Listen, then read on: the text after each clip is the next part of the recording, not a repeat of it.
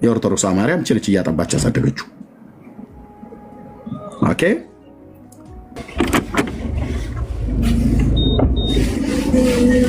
ሚዩት አድርገው። አቢሲኒያ ከየት ቤተ እምነት ነው አቢሲኒያ?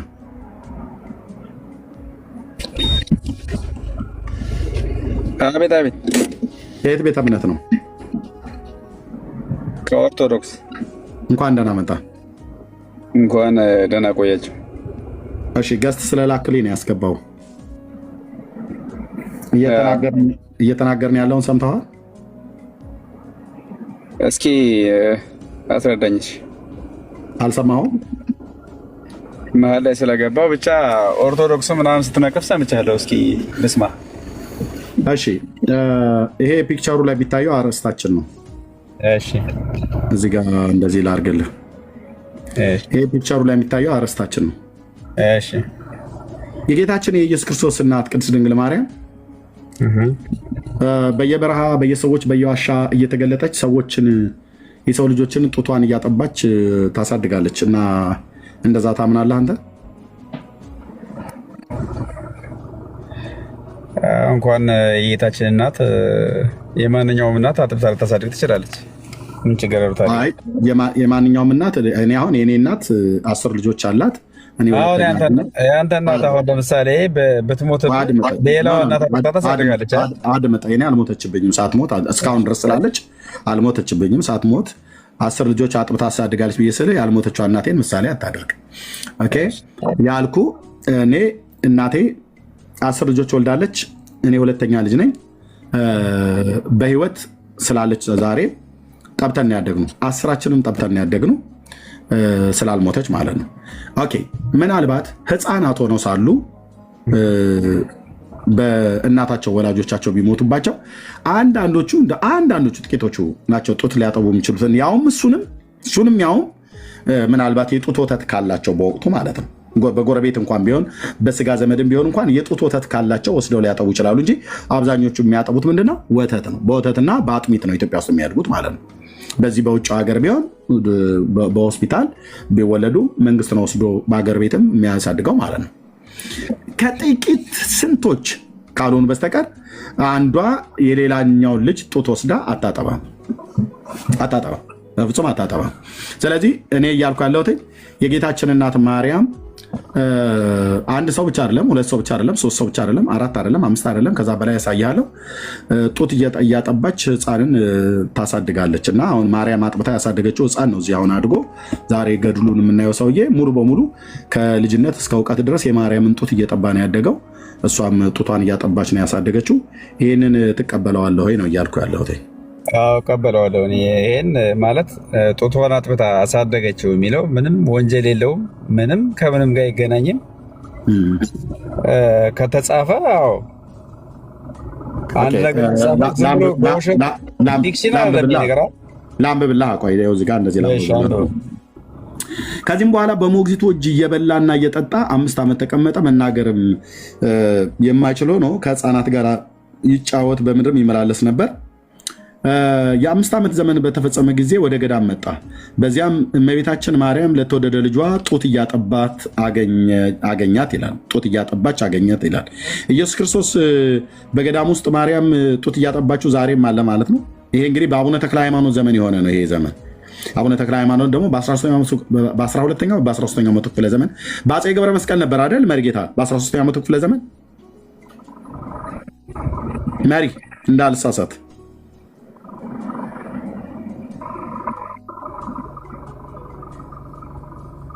መርጌታ አይ ቲንክ ማይክ ሚዩት ነው እየተናገረ መርጌታ ግን ቆይ መርጌታ የተባለው ትክክለኛ መርጌታ ናቸው።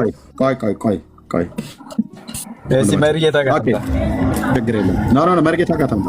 ኦኬ ስለዚህ ኦኬ በ13ኛው ወይ በ12ኛው ክፍለ ዘመን የአቡነ ተክለ ሃይማኖት ገድሉን ላመጣ እችላለሁ። 13ኛው ክፍለ ዘመን 13ኛው ልክ ነው። ቴንክ ዩ 13ኛው ክፍለ ዘመን ማለት ነው። ማርያም ግን ካረፈች ከ1300 ዓመት በኋላ እንደማለት ነው። ካረፈች በአጸደ ስጋ በአጸደ ነፍስ ነው ያለችው እሷ። ይሄ እንዳይረሳ ምንም አይነት ምግብ የለም። ለጡት ልታወጣ የምትበላበት አንዳች ነገር በሌለበት በአጸደም በመንፈስ ሆና እንግዲህ እንዴት አይነት ጡቶች እንደሆኑ ምን እንትን አይደለም። እሱንም አያይዘህ ንገረው። እሺ መሪጌታ ትክክለኛ መሪጌታ ነካንተ አቢሲኒያ ቆይ ከኔ ጋር የምታወራው እና ከኔ ጋር የምታወራው ለመሪጌታ ጥያቄ አለኝ። በኋላ ጠይቃቸዋለሁ። ከኔ ጋር ነው የምታወራው። አሁን ከዛ ታወራቸዋለህ በኋላ አይቲ መኪና ውስጥም ስለሆነ ሲጨርስ ታወራዋለህ። ኦኬ የጌታችን እናት ማርያም በ13ኛው መቶ ክፍለ ዘመን ለነበረው አባ ዮሐንስ ለተባለው ሰውዬ ዋሻ ውስጥ ኢየሱስ ክርስቶስን ጡት እያጠባችው አገኛት ይላል። የጌታ እናት እንግዲህ ሞታ ከተነሳች ከ1300 ምናምን ነገር ዓመት በኋላ ነው ይሄ ነገር የሆነው ማለት ነው። ስለዚህ ኢየሱስ ክርስቶስ ዛሬም ጭምር ጡት ይጠባል ማለት ነው። ኢየሱስ ክርስቶስ እኮ እንደ ማንኛውም ስጋ ለብሶ ሲያድግ መጥባት ባለበት ሰዓት ጠብቷል። አዎ ሞቶ ከተነሳ ካረገ በኋላ ማርያምን ከሞተች በኋላ ጡት እያጠባችው በዋሻ ውስጥ አገኛት ይላል። ግን ሕፃን ሆኖ መጥባቱን ታምናለህ እንዴ? እሱማ እንደ እናት ሆኖ እኮ ስለወለደችው እሱኛን አይደለም የጠየኩ እንዴ? ምንድን ነው እያለ ስለ ኢየሱስ ክርስቶስ እንትን ሰልክ ነው ብራዘር ሰው ሆኖ ስለተወለደ ነው። አይ መጥባቱን ታምናለህ ወይ ነው ማለት የተጻፈ የለም። ግን የተጻፈ ባይኖርም እንደ እናት አጥብተዋለች። የተጻፈ የለም። ጡት ጠባ ብሎ የሚል የተጻፈ የለም። ግን እንደ ማንኛውም ሕፃን እናት አጥብተዋለች፣ አሳድገዋለች። የተጻፈ የለም እኮ አልኩ ብራዘር፣ የተጻፈ የለም። ግን አንድን ጠብቶ በሚያድግበት አጥብተዋለች፣ አላጠባቸውም። ኢየሱስ ክርስቶስን ነው ሜት አድርጌያለሁ ብራዘር። እያወራሁ አጥብተዋለች አላጠባችሁም ብለህ አትበለኝ። የተጻፈ የለም። ግን እንደ እናት ሆና ስለጸነሰችው እናት ሆና ስለወለደችው በጥበብና በእውቀት በሰውና በእግዚአብሔር ፊት ስላደገ እንጀራ እህል በልቷል፣ ውሃ ጠጥቷል። ጡትም ብታጠባው የተጻፈ ባይኖርም ጡት ብታጠባው እናቱ ናትና አጥብተዋለች ብለን እንላለን። ግን የተጻፈ የለም። የተጻፈ የለም ማለት ግን ሁሉ ነገር ይጻፋል ማለት አይደለም። የተጻፈ የለም ግን ጠብቶ አድጓል ብለን እናምናለን። ኦኬ የተጻፈ ግን የለም። አሁን የጠየኩ ያለሁት ያኔ እሺ በሕፃን በመሆኑ ጠብቶ ይደግ እንደ ማንኛውም እስራኤላዊ ስለተወለደ ማለት ሰው ሆኖ ስለተወለደ ሞቶ ግን ከሙታን ተነስቶ ወደ አባቱ ካረገ ከ1300 ዓመት በኋላ ዋሻ ውስጥ እያጠባችሁ አገኘችው ነው ብሎ የሚለው ይሄ እንዴት ሊሆን ቻለ ነው የምልህ ወንድማችን አቢሲኒያ። ማይክ ሚዩት ነው። ይሄ ለእግዚአብሔር እናት ምንም የሚሳናት ነገር የለም። ይሄ ለማድረግ ሞቶ ከተነሳ ካረገም በኋላ ታጥበዋለች እያልከኝ ነው? አሁን እኮ ስለ ኢየሱስ ክርስቶስ አይደለም እያወራ ያለው፣ ስለ ሌላ ትውልድ እኮ ነው አይደል? ነው ስለ ኢየሱስ ክርስቶስ ነው የሚለው። ነው የ5 ዓመት ዘመን በተፈጸመ ጊዜ ይሄ ዮሐንስ የሚባለው ዘጸገሮ የሚባለው እሱ ወደ ገዳም ወጣ፣ ሕፃኑ ማለት ነው። ከዛስ በዚያ ቤት በገዳሙ ማለት ነው እመቤታችን ማርያም ለተወደደ ልጇ ጡት እያጠባች አገኛት ይላል። ገዳም ውስጥ ማርያም ለኢየሱስ ጡት እያጠባችው አገኛት። ይሄ ልጅ የ5 ዓመት ሕፃን ሆኖ ወደ ገዳም ሲሄድ እያለ ነው።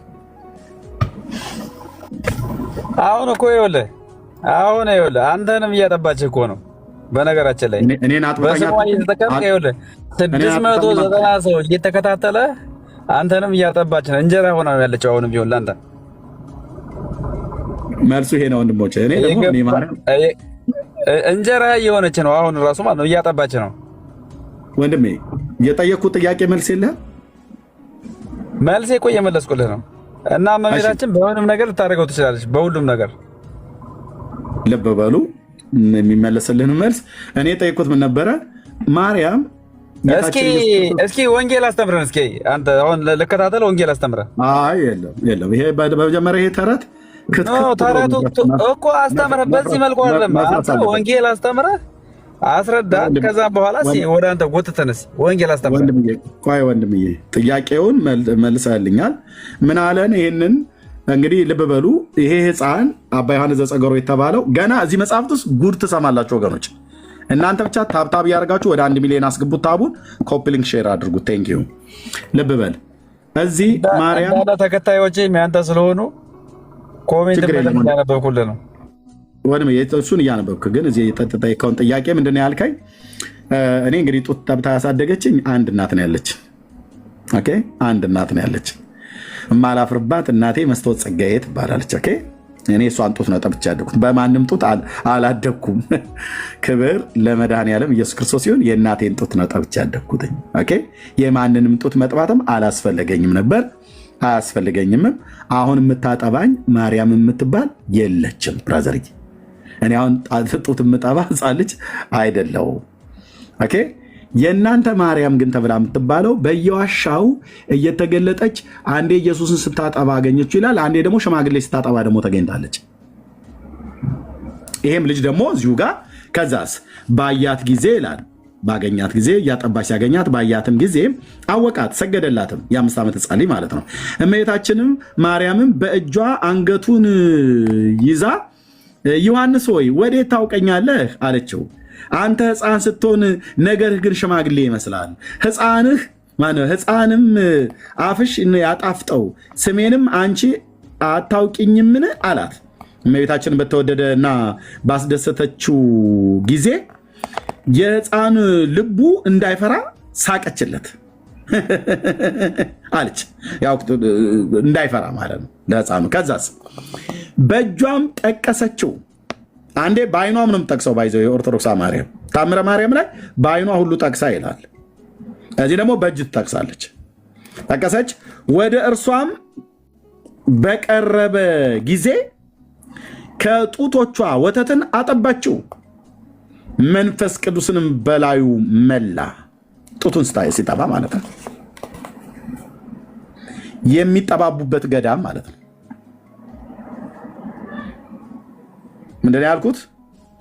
የሚጠባቡበት ገዳም። ኢየሱስ ሞቶ ጌታችን ሞትን ድል አድርጎ ከተነሳ ካረገ ከ1300 ዓመት በኋላ ገዳም ውስጥ ማርያም ጡት እያጠባችሁ ተገኘች። ማርያምም እኮ ሞታለች። ኢየሱስም ሞቶ ተነስቷል። ማርያምም ሞታ ቀርታለች። ከሙታን አልተነሳችም ማለት ነው።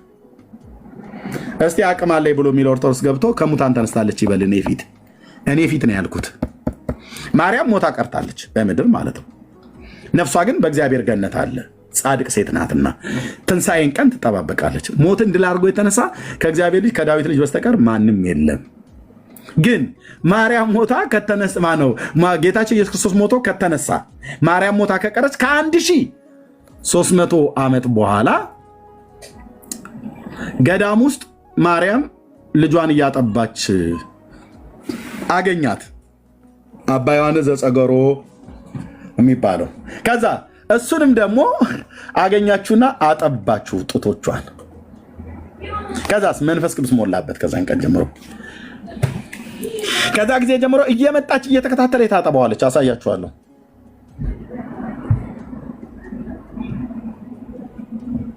የጡት እናቴ ነው ብሎ የሚጠራት ዮሐንስ ዘጸገሮ የሚባለው የማርያምን ጡት ጠብቶ ነው ያደገው። ማን የጻፈው? የኢትዮጵያ ኦርቶዶክስ ጥንታዊት ተረታዊት ቤተክርስቲያን። እስኪ መጽሐፉን ጀርባውን አሳየኝ ሲያንዴ። እንደሱ ነው ማለት ያለብህ።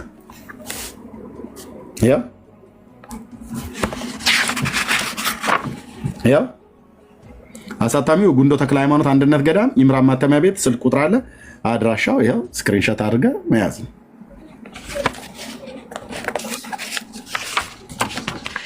የተረጋገጠ ነው በመረጃ ማለት ነው። ያው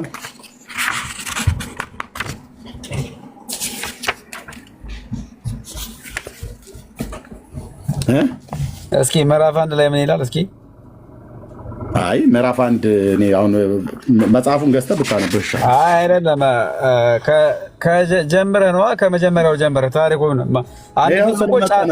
እያሳየሁ እኮ ነበር። ስለመጸነስ ነው እያወራን ያለ ነው።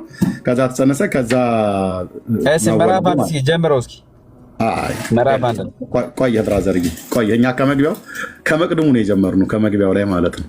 አንተ ቆየህ፣ ዘግይተህ ነው የመጣኸው። ከዚህ መግቢያው ላይ ይታያል፣ የመግቢያ ይታያል። አንድ ነፍስ አድና። አሁን አንተ እያዳንክ በዚህ ተረት አይደለም የምትለው፣ እያስተማርከን እኮ ነው አይደል? እስኪ ቪዲዮውን ስማው አልኩ። ቪዲዮውን ስማው ተመልሰህ። አንተ ባልነበርክበት ጊዜ እዚህ የነበረ ሰው ያው ከመግቢያው ላይ ጀምረን ለኢየሩሳሌም ቅርብ ብትሆን ፍልስጤም በሚባል አውራጃ እንደተወለደ ሳሬራ በሚባል ቦታ ብሎ የሚል አለ። በመጽሐፍ ቅዱስ ላይ ግን አላገኘንም። ካገኘን አንተ ትነግረናለህ። መግቢያው ላይ እንደዚህ የተሰመረበትን ቦታ እያንዳንዱን አይተን ጨርሰን ወደዚህ ሄደን ነው ማለት ነው። ስለዚህ ማርያም ጡት እያጠባች ታሳድጋለች ማለት ነው። እናንተ ማርያም እኮ ምዕራፍ አንድን አሳየኝ፣ አስነብበኝ። ምዕራፍ አንድን ወንድምዬ ከደከመህ እኔ እናንተ መጨቃጨቅ የለብንም። እንዳይደክመኝ እኮ ነው። ወይ ወንጌል አስተምረኝ ወይ ምዕራፍ አንድን። አይ ዛሬ ተረት የሚፈርስበት ቀን ነው። ተረትን ካፈረስን በኋላ ድቅቅ አድርገን እንዳይነሳ አድርገን ዱቄት ካደረግኩት በኋላ ነው ከዛ ወንጌል የሚሰበከው። ይሄ ተረት እያለ አሁን ምኑን ወንጌል እነግርሃለሁ። ስለዚህ ጡት ታጠባለች ማለት ነው። እሱ ሊያምነው አልቻለም። እንኳን አይደለም በየሰፈሩ በየጉራጉሩ በየጥጋጥጉ የተወለዱ ህፃናትን አይደለም ኢየሱስ ክርስቶስን እንኳን ዛሬም ታጠባዋለች ብላ የኢትዮጵያ ኦርቶዶክስ ተዋሕዶ ክርስቲያን ታምናለች ማለት ነው። እኛ የምናውቀው ኢየሱስ ክርስቶስ ግን ዛሬ ጡት መጥባት አያስፈልገውም። ጡት የጠባበት ጊዜ እንደ ህፃን ስለተወለደ እንደ እናት ያጠባችበት ጊዜ መጽሐፍ ቅዱስ አጥብታለች ብሎ ባይለንም ግን እንደ እናት ስለወለደችው የጠባበት ጊዜ የህፃንነት ወራት ነበረ። ያንን ጊዜ ቢሆን እሺ። አሁን ግን ይሄ የሚናገረው ሞቶ ከተነሳ ካረገ በኋላ ነው ማለት ነው። ስለዚህ ይሄ ፖለቲከኛ ነገር ነው ትላለች።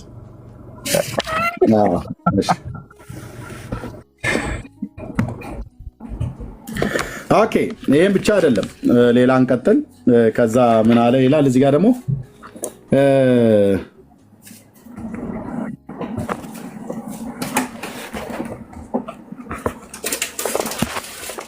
ከዚህ ጋር ምን አለ ይላል። ይህንንም ብሎ ኮራስ በምትባል ቦታ ልብ በሉ የተተከለ የቅዱስ ጊዮርጊስ ቤተክርስቲያን ይሳለም ዘንድ ሄደ። ዮሐንስም በግልጥ በቅዱስ ጊዮርጊስ ስዕል ትይዩ ቆሞ ሳለ በእጆቹ ወደ እርሱ ይቀርብ ዘንድ ጠቀሰው። ጊዮርጊስ ማለት ነው። ጊዮርጊስ በእጆቹ አለው ና አለው። ከምን ከስዕሉ ላይ ልብ በልኝ ብራዘርዬ፣ ከስዕሉ ላይ ና ብሎ ያው ቅዱስ ጊዮርጊስ በግልጥ በቅዱስ ጊዮርጊስ ስዕል ትይዩ ቆሞ ሳለ በእጆቹ ወደ እርሱ ይቀርብ ዘንድ ጠቀሰው። ስለ መልእክተኛ ጥሩ ስራን ሰራህ፣ እግዚአብሔር ያክብርህ። እኔም ገድልን በእውነት በትዕግስት ትፈጽም ዘንድ ትዕቢተኞችን ሰይጣንን አሳፍርልሃለሁ። በገድል ድል ለመንሳት ጽና፣ ታገስም፣ እግዚአብሔር ይረዳሃልና ካለው በኋላ ቅዱስ ጊዮርጊስም በነጭ ፈረሱ ላይ ተቀምጦ እየተነጋገረው ሳለ ይህንን ዮሐንስ የሚባለው ዘጸገሮን ማለት ነው ከጊዮርጊስ ጋር እየተነጋገረ ሳለ እመቤታችን ማርያም ከልጇ ከተወደደ ልጇ ከኢየሱስ ክርስቶስ ጋር አያት። ወዲህና ወዲያ እየዞረ ፈጽሞ ጮኸ፣ የጡቶችሽንም ወተት ከሰጠሽኝ ጀምሮ አንቺስ ከዚህ አለሽን?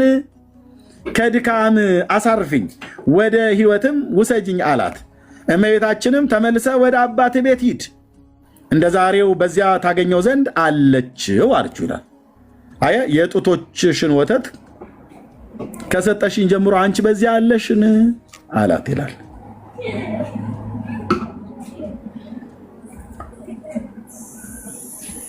አጃይብ ነው ይላል የሐረር ሰው። ኦኬ፣ ማንም ሰው እንዳይወጣ በር ዝጉ፣ ማንም ሰው እንዳይወጣ። ገና ጆሮህን ቆርጦ የሚጥል ተረቱን ላሳያችኋለሁ። ቀስ ብለን ነው የምንኮመኩመው።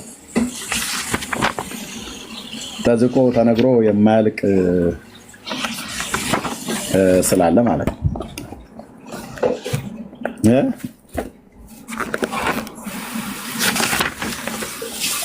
ኦኬ፣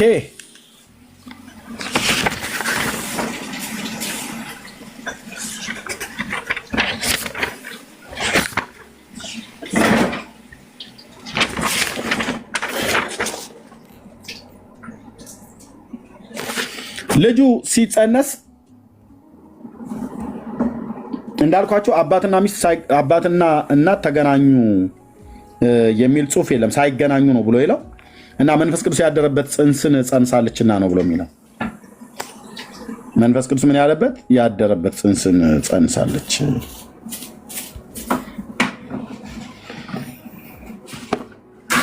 ቢግ ኩዌስችን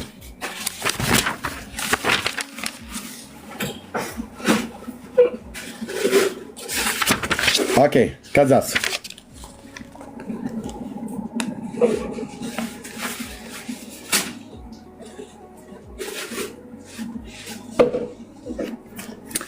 አዋላጅ የሆኑት ዘመዶቿ እዚህ ጋር ስጠይቋት ዘመዶቿ ማለት ነው እነዚህ እህቶቿ ማለት ነው የሷ የዮሐንስ እጨጌ ዘጸገሮ እምነት ጽዮን የምትባለው እናት ማለት ነው የጸገሮ እናት እነዚህ እህቶቿ የመውለድ ምጥ የህመምን ታመምሽን እንያዝሽ እኛ እህቶችሽ ስለሆነ የእናት ልጅ የሌለው በሚወለድበት ጊዜ እናት ልጅ ይመኛል አሏት። ከዛ እምነት ጽዮንም እህቶቿን አለቻቸው መውለዴ ገና ይመስለኛል፣ አላመመኝም፣ ጭንቀትም የለብኝም። ሐዋርያው ጳውሎስ ለእኔ ግን ገና ይመስለኛል፣ የኋላዬን እረሳለሁ የፊቴንም አጽንቼ ይዛለሁ እንዳለ እንደዚህ ቃል ይመስለኛል። ጊዜ ገና አልደረሰም። ልብ በሉ፣ ጊዜ የመውለጃዋ ጊዜ ማለት ነው ገና አልደረሰም። ጊዜ በደረሰ ጊዜ ግን ጊዜውን ልጄ ያውቃል አለቻቸው። የሚወለደው እናትየዋ የመውለጃዋን ጊዜ አታውቅም። የምትወልደው ልጅ ግን ዮሐንስ ዘጸገሮ የሚባለው ግን ጊዜውን ያውቃል። እንዴት አይነት እኮ ሳይንስ መሰለ! እንዴት አይነት ሳይንስ መሰለ! ኦርቶዶክስ ያላት እንዴት ነው? ወላጅ እናት የመውለጃዋን ጊዜ አታውቅም። የሚወለደው ልጅ ግን ጊዜውን ያውቃል።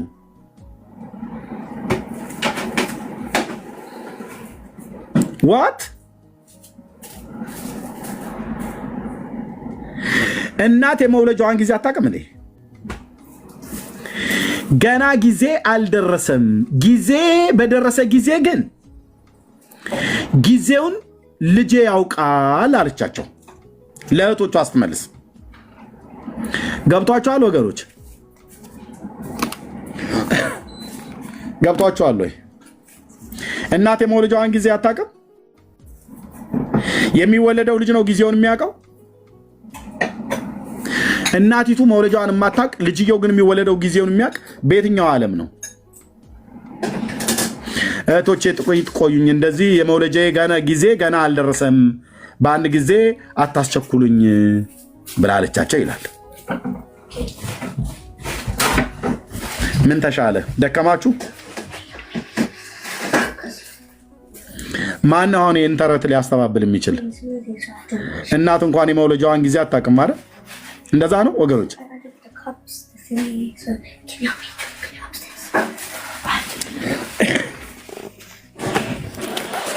ከዛ ይህንንም ብላ ተነሳች፣ በጸሎት ቤት ውስጥም ቆመች፣ እግዚአብሔርን እያመሰገነች ለአብ ለወልድ ለመንፈስ ቅዱስ መንግስት 3 ጊዜ ሰገደች። አራተኛም ለእመቤታችን ለማርያም ስግደት ሰጠች። አምስተኛም ማያዊ የሚሆን የእግዚአብሔር ልጅ በተሰቀለበት በመስቀል ችንካር ሰገደች። በኦርቶዶክስ ሥላሴ 5 ናቸው ብለን የምንለው 5 ስግደት ይሰግዳሉ። ያው ስንት ስግደት ሰገደች ይላል? 5 ማለት ነው።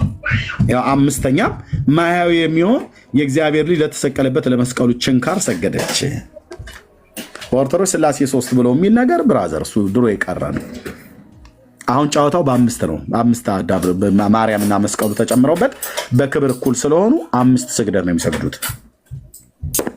ገጽ 49 ምዕራፍ 2 ቁጥር 6 የትኛው አቅም ያለው ሰው ነው ይህን ሊያስተባብል የሚችል? ወፍ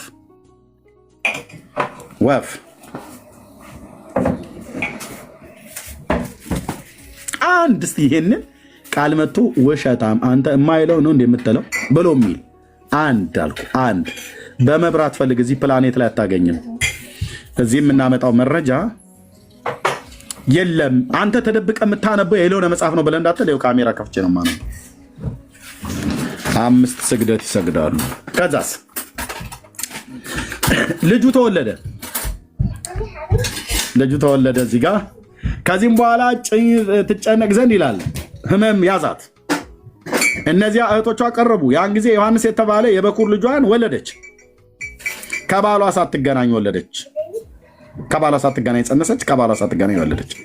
የፊቱ መልኩና የአፉ መቀልጠፍን ባየች ጊዜ የመልአክን ነገር እጅግ አደነቀች ይላል።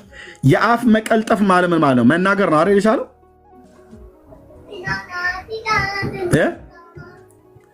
የአፉ መቀልጠፍ ማለት ምን ማለት ነው? ይናገራል ማለት ነው አይደል? ሲወለድ ወገኖች አላችሁ ወይስ እኔ ብቻዬን ነው የማወራው?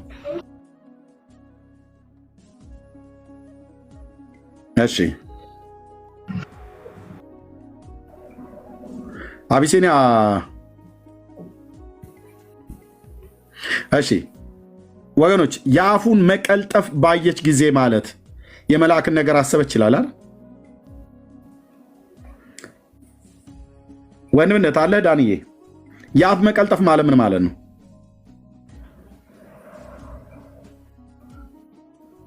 ወንድምነት የአፍ መቀልጠፍ ማለት ምን ማለት ነው? እንጃ መሪ ይሻላል። ወንድምነት ይናገራል ማለት ነው አይደል? አይደለም መሪ የንግግሩ ፍጥነት ማለት ነው። ይናገራል ማለት ነው። የአፍ መቀልጠፍ ማለት ይናገራል ነበር ማለት ነው። የአፉን መቀልጠፍ ወዲያው ቀልጣፋ እንደማለት ነው አይደል? አዎ ቀልጣፋ ማለት ፈጣን እንደማለት ነው። አስተካክሎ የሚያወራ አፈ ቀልጣፋ የሚባል ማለት ነው። በጣም የሚያወራ ልክ ነሽ አንቺው እንደዛ ማለት ነው። ኦኬ ከዚህም በኋላ ትጨነቅ ዘንድ ሕመም ያዛት። ያን ጊዜ እህቶቿ ቀረቡ። የዛን ጊዜ ዮሐንስ የተባለ የበኩር ልጇን ወለደች። የፊቱ መልኩና የአፉ መቀልጠፍ ባየች ጊዜ የመልአክን ነገር እጅግ አደነቀች ይላል። የአፉ መቀልጠፍ ማለት ይናገራል ማለት ነው። ኦኬ ገጽ 63 ቁጥር 40 ላይ ሂድልኛ ኤርምያስ።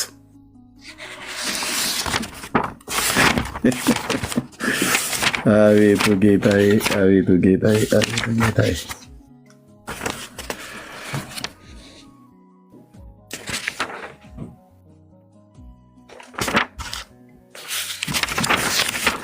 ኦኬ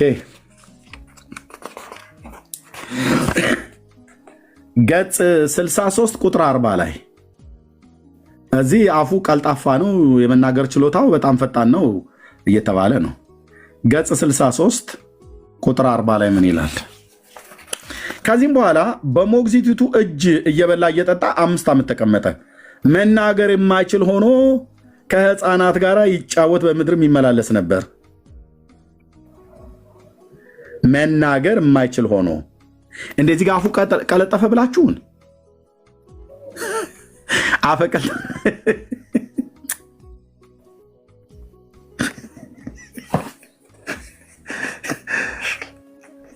ይኸውልህ አንድ ሰው እንኳን ሊመልሰው ቀርቶ አይደለም እንዳይደፍረው አድርጌ ነው የምናገረው። ይህን መጽሐፍ እያንዳንዱ ገድል ድርሳና አንድ ሰው እንዳይተነፍስ አድርጌ ማለት ነው። በ12 ቁጥር ምስማር መቃብሩ ላይ ሐውልቱ ላይ ጽሑፍ ጽፌ ነው ማልፈው። እዚህ ጋር ምን አሉን? የአፉን መቀልጠፍ የመናገር ችሎታው ማለት ነው። ገጽ 51 ቁጥር 11 ላይ እዚህ ደግሞ 5 ዓመት እስኪሆነው ድረስ መናገር የማይችል ሕፃን ሆኖ ከሕፃናት ጋር ይጫወት ነበር፣ በምድር ይመላለስ ነበር ይላል። የትኛው ነው ትክክል? ልጁ ይናገራል፣ ልጁ አይናገርም። ልጁ አንደበቱ ቀልጣፋ ነው። እዚህ ጋር ደግሞ አንደበቱ አልተፈታም፣ መናገር አይችልም። this is orthodox ይላል ኤርሚያስ።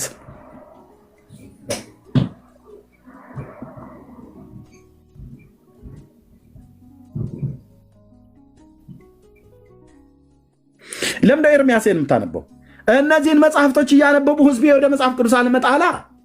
ስለዚህ እነዚህ መጽሐፍቶች ውሸት መሆናቸውን ሳሳያቸው ወደ መጽሐፍ ቅዱስ ይመጣሉ። ይሄው ነው ስራው። ስለዚህ ኦርቶዶክስን ከእንደዚህ አይነት ተረት ላይ ነቅሎ ወደ መጽሐፍ ቅዱስ የማምጣት አጀንዳ ነው ያስኩት እኔ ወንድሞቼ የምንጭምር ማለት ነው። ብሩክ አለህ ወይስ የለህም? እኮ ምንም ሊገባኝ አልቻለም። የዛሬ ቀን የለም ብሩክ። ኦኬ እዚህ ይናገራል፣ ሕፃኑ አፉ ቀልጣፋ ነው። እዚህ ደግሞ መናገር አይችልም። እንዲህ አይነት ጦርነት ነው የገጠመን። የዓለም ብርሃን የሆነ ብፁዕ ዮሐንስን ከወለደች በኋላ ባሏ መጣ ይላል።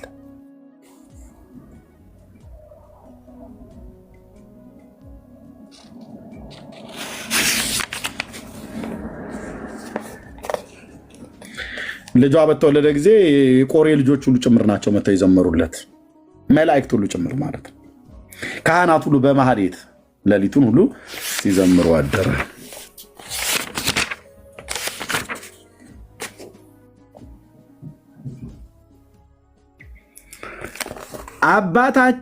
አባታቸው ዮሐንስ የኢየሩሳሌም አውራጃ የምትሆን ሳሬራ ከምትባል ቦታ የወጣ ነው። ቅድም ምን አለን? መግቢያው ላይ ፍልስጤም ነው ይላል መግቢያው ላይ። እንዴት አይነት ዕዳ ነው መድኃኔዓለም!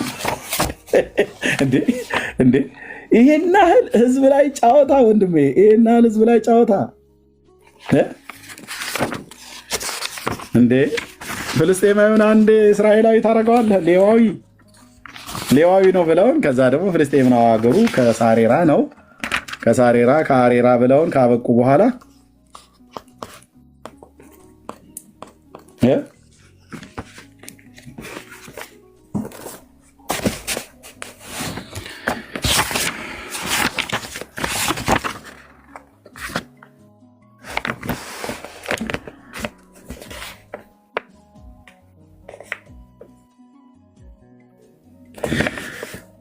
አባታቸው ገድለ ዮሐንስ እጨጌ ዘጸጋሮ ገጽ 58 ለዚህ አውራ አስተዋራ ማለት ነው። አባታቸው ዮሐንስ የኢየሩሳሌም አውራጃ ከምትሆን ሳሬራ ከምትባል ቦታ የወጣ ነው። የማን አውራጃ ነች? የኢየሩሳሌም አውራጃ። ጻድቁ አባታቸው ምስራቃዊ ትውልዱ ከነገደ ሌዊ የሆነ ሲሆን ሀገሩ ሳሬራ የምትባል የኢየሩሳሌም ቅርብ የምትሆን የፍልስጤም አውራጃ ነች። የኢየሩሳሌም አውራጃ ነች። የፍልስጤም አውራጃ ነች ናት። የኢየሩሳሌም አውራጃ ናት።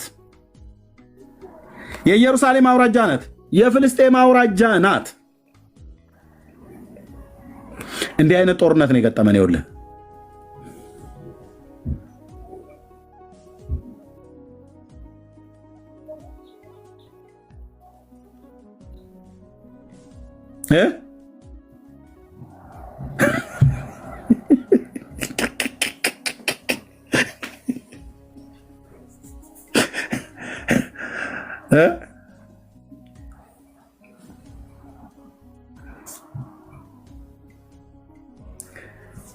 አይሰማም ወይ?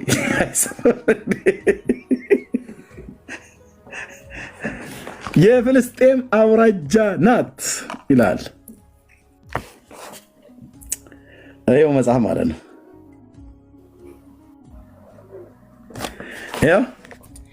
የፍልስጤም አውራጃ ናት። ሳሬራ የምትባለው የፍልስጤም አውራጃ ነች።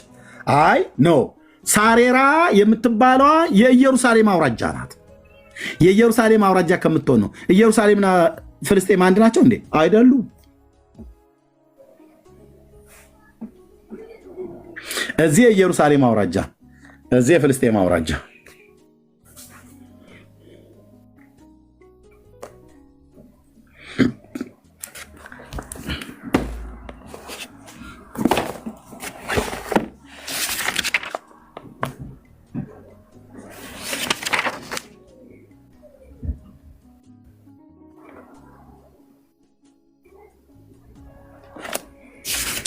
ኦኬ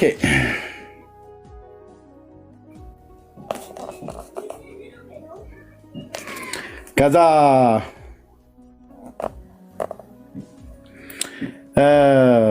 ማርያምን እዛ ገዳም ውስጥ አገኛት። ከዛ ልጇን እያጠባች ነበር። ያው እመቤታችን ማርያም በእጇ አንገቱን ይዛ ዮሐንስ ሆይ ወዴት ታውቀኛለህ አለችው። አንተም ሕፃን ሳለህ ነገርህ ግን የሽማግሌ ይመስላል። ሕፃናትም አፍሽን ያጣፈጠ ስሜንም አንቺ አታውቂኝምን አላት። እመቤታችን በወደደችውና ባስደሰተችው ጊዜ የሕፃኑን ልብ እንዳይፈራ ሳቀችለት፣ በእጇም ጠቀሰችው።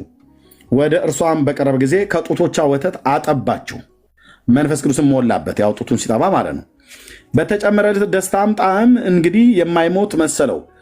በከንፈሮቹ ወተትን እያጣጣመ ጡቶቿን ያዘ፣ የማርያምን ማለት ነው። የዚህ የብርሃን ወላጁ ሆይ ወደ ቤትሽ ውሰጂ አላት። የጡቶቿ ወተት ደስ ባሰኘው ጊዜ የሚናገረው አጣ፣ መንፈስ ቅዱስም መሰጠው። ከቅፏም ወድቆ እናቴ ሆይ እመቤቴ ሆይ በእጄ ልሙትልሽ አላት። ድብን ልበልልሽ አላት። መሞቻውን ደግሞ ጡቶቿ መካከል ነው ብሎ የሚለው አሳያለሁ። በጡቶችሽ መካከል ልሙት እያላት ማለት ነው። አሳያለሁ ሌላ ቦታ ላይ ጡት በጡት አረኩት አይደል ዛሬ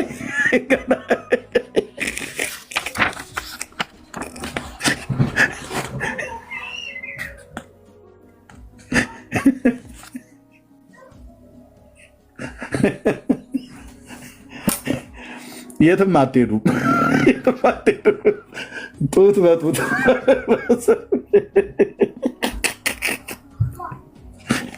እንዴ ተቃሲልና ነው ወገናችን።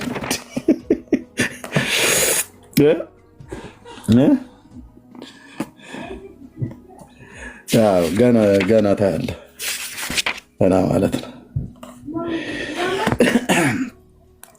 መልአኩ ገብርኤል ተገለጠለትና ለአባ ዮሐንስ ዘጸገሮ ገጽ 73 ምዕራፍ 9 ከቁጥር 8 ጀምሮ ማለት ነው። እንቀጥላለን፣ ይነበብልሃል። ኦኬ።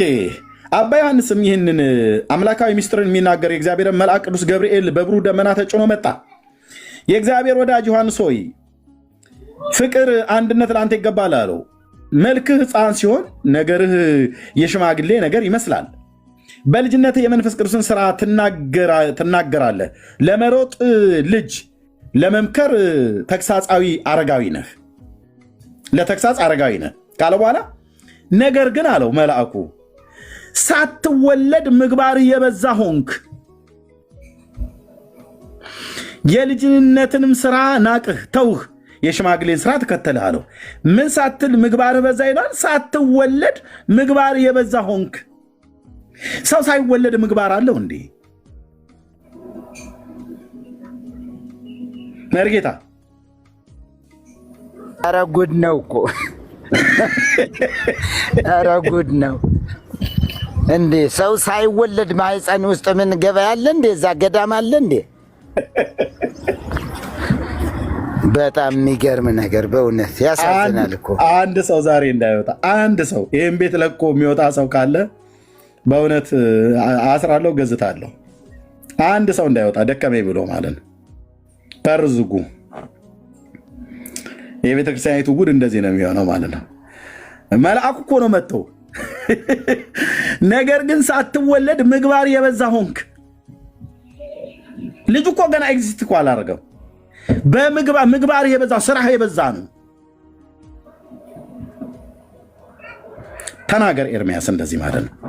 ጥርስ ከምላሱ አውጥቼ ማለት ነው። በትንልሃለሁ ማለት ነው።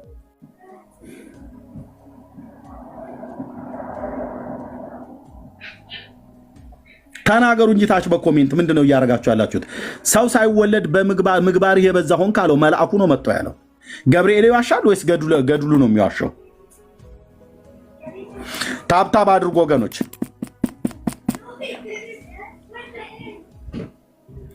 ታብና ኮፒሊንግ ሼር አድርጉ።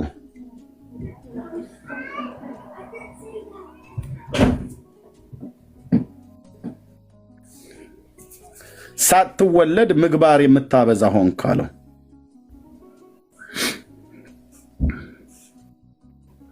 ስለዚህ ሳይወለድ በፊት ምግባር ያበዛ ነበር ማለት ነው ልጁ። ነገር ግን ሳትወለድ ምግባርን የምታበዛ ሆንክ፣ የልጅነትን ስራ ናቅህ ተውህ፣ የሽማግሌን ስራ ተከተልህ ይለዋል።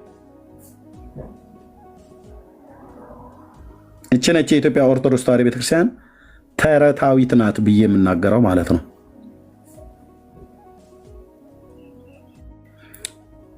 ጽንስ ተጸንሶ ሳይወለድ ምግባር ያበዛ ነበር ብላ እንደዚህ የምጽፍ ማለት ነው።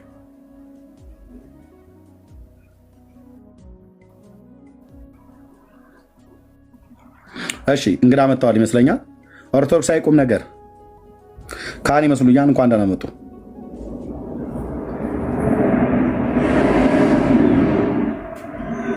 ኦርቶዶክሳዊ ቁም ነገር ከታች ያሉት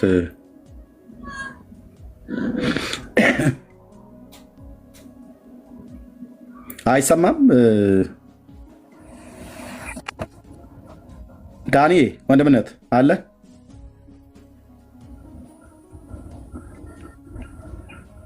አለው ወንድምነት አለው። እስቲ ከተሰሙ ጠይቃቸው። ውሃ አልጠጣም። እሺ ወንድምነት። እሺ ኦርቶዶክሳዊ ሰላም ይሰማዎታል? ሰላም ለሁላችሁ፣ እንዴት ዋላችሁ? እግዚአብሔር ይመስገን። እንኳን ደህና ዋላችሁ፣ እንኳን ደህና ቆያችሁ። እሺ አይ ቲንክ የተነሳውን ርዕስ ሀሳቡን አይተውታል ብዬ አስባለሁና ምን ሀሳብ አሉት?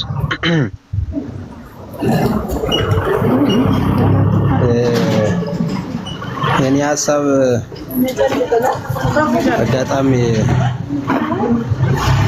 ጡቷን አጠባሽው የሚለውን እያነበብኩ ነበርና እሱን ስላየሁትኝ ይቅርታ ጫጫታ ቦታ ስላለው ነው።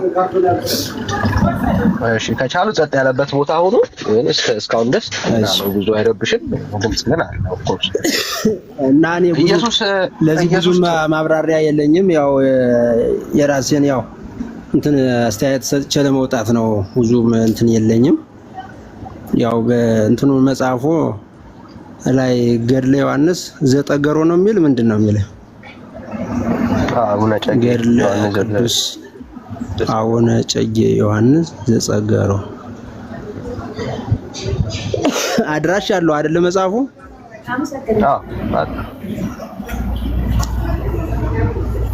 በግል ነው የታተመው በማይበር ነው የሚለው? እስቲ እሺ ቆይ መልካም እሺ።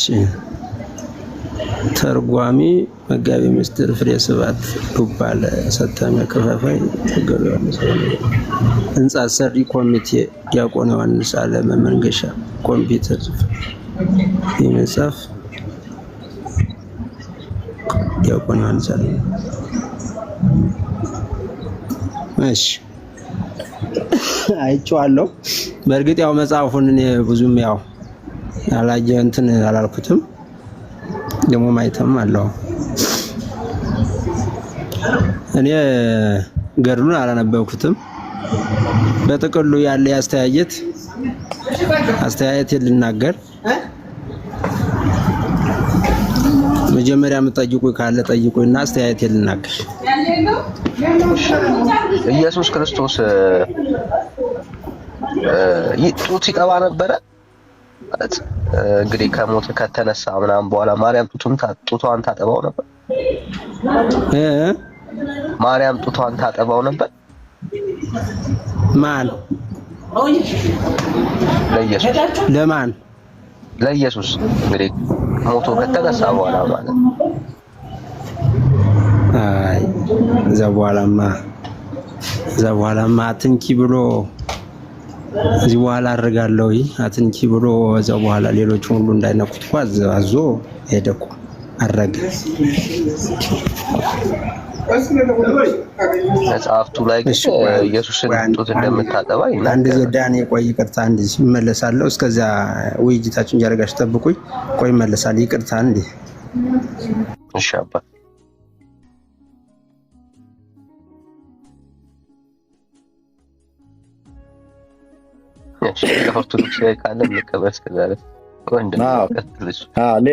ሌላ ካለ መግባት ትችላላችሁ። ኦኬ ሌላ ካለ መግባት ትችላላችሁ። ሌላ ሰው ሊያወራ የሚችል ሰው ካለ ማለት ነው። ለመጽሐፍቶቹ በሙሉ መልስ እሰጣለሁኝ፣ ይሄ ነገር እኛ በደንብ እናውቀዋለን ብሎ የሚል ሰው ካለ መምጣት ይችላል። እሺ ተመልሻለሁ። ቤተሰብ ዳኒ እየቀጥሉ። እሺ አባት እና ጌታችን ኢየሱስ ክርስቶስ ሞቶ ከተነሳ በኋላ ጡት አልጠባም። ያው እንደሌላው በፊት እንደ እድገቱ ዙሮ የተመለሰበት እንትን የለም።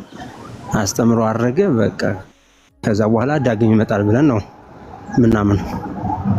እሺ ከመጽሐፍቱ ላይ ካደገ በኋላ ማርያም ጡት እንደምታጠባው ይናገራል።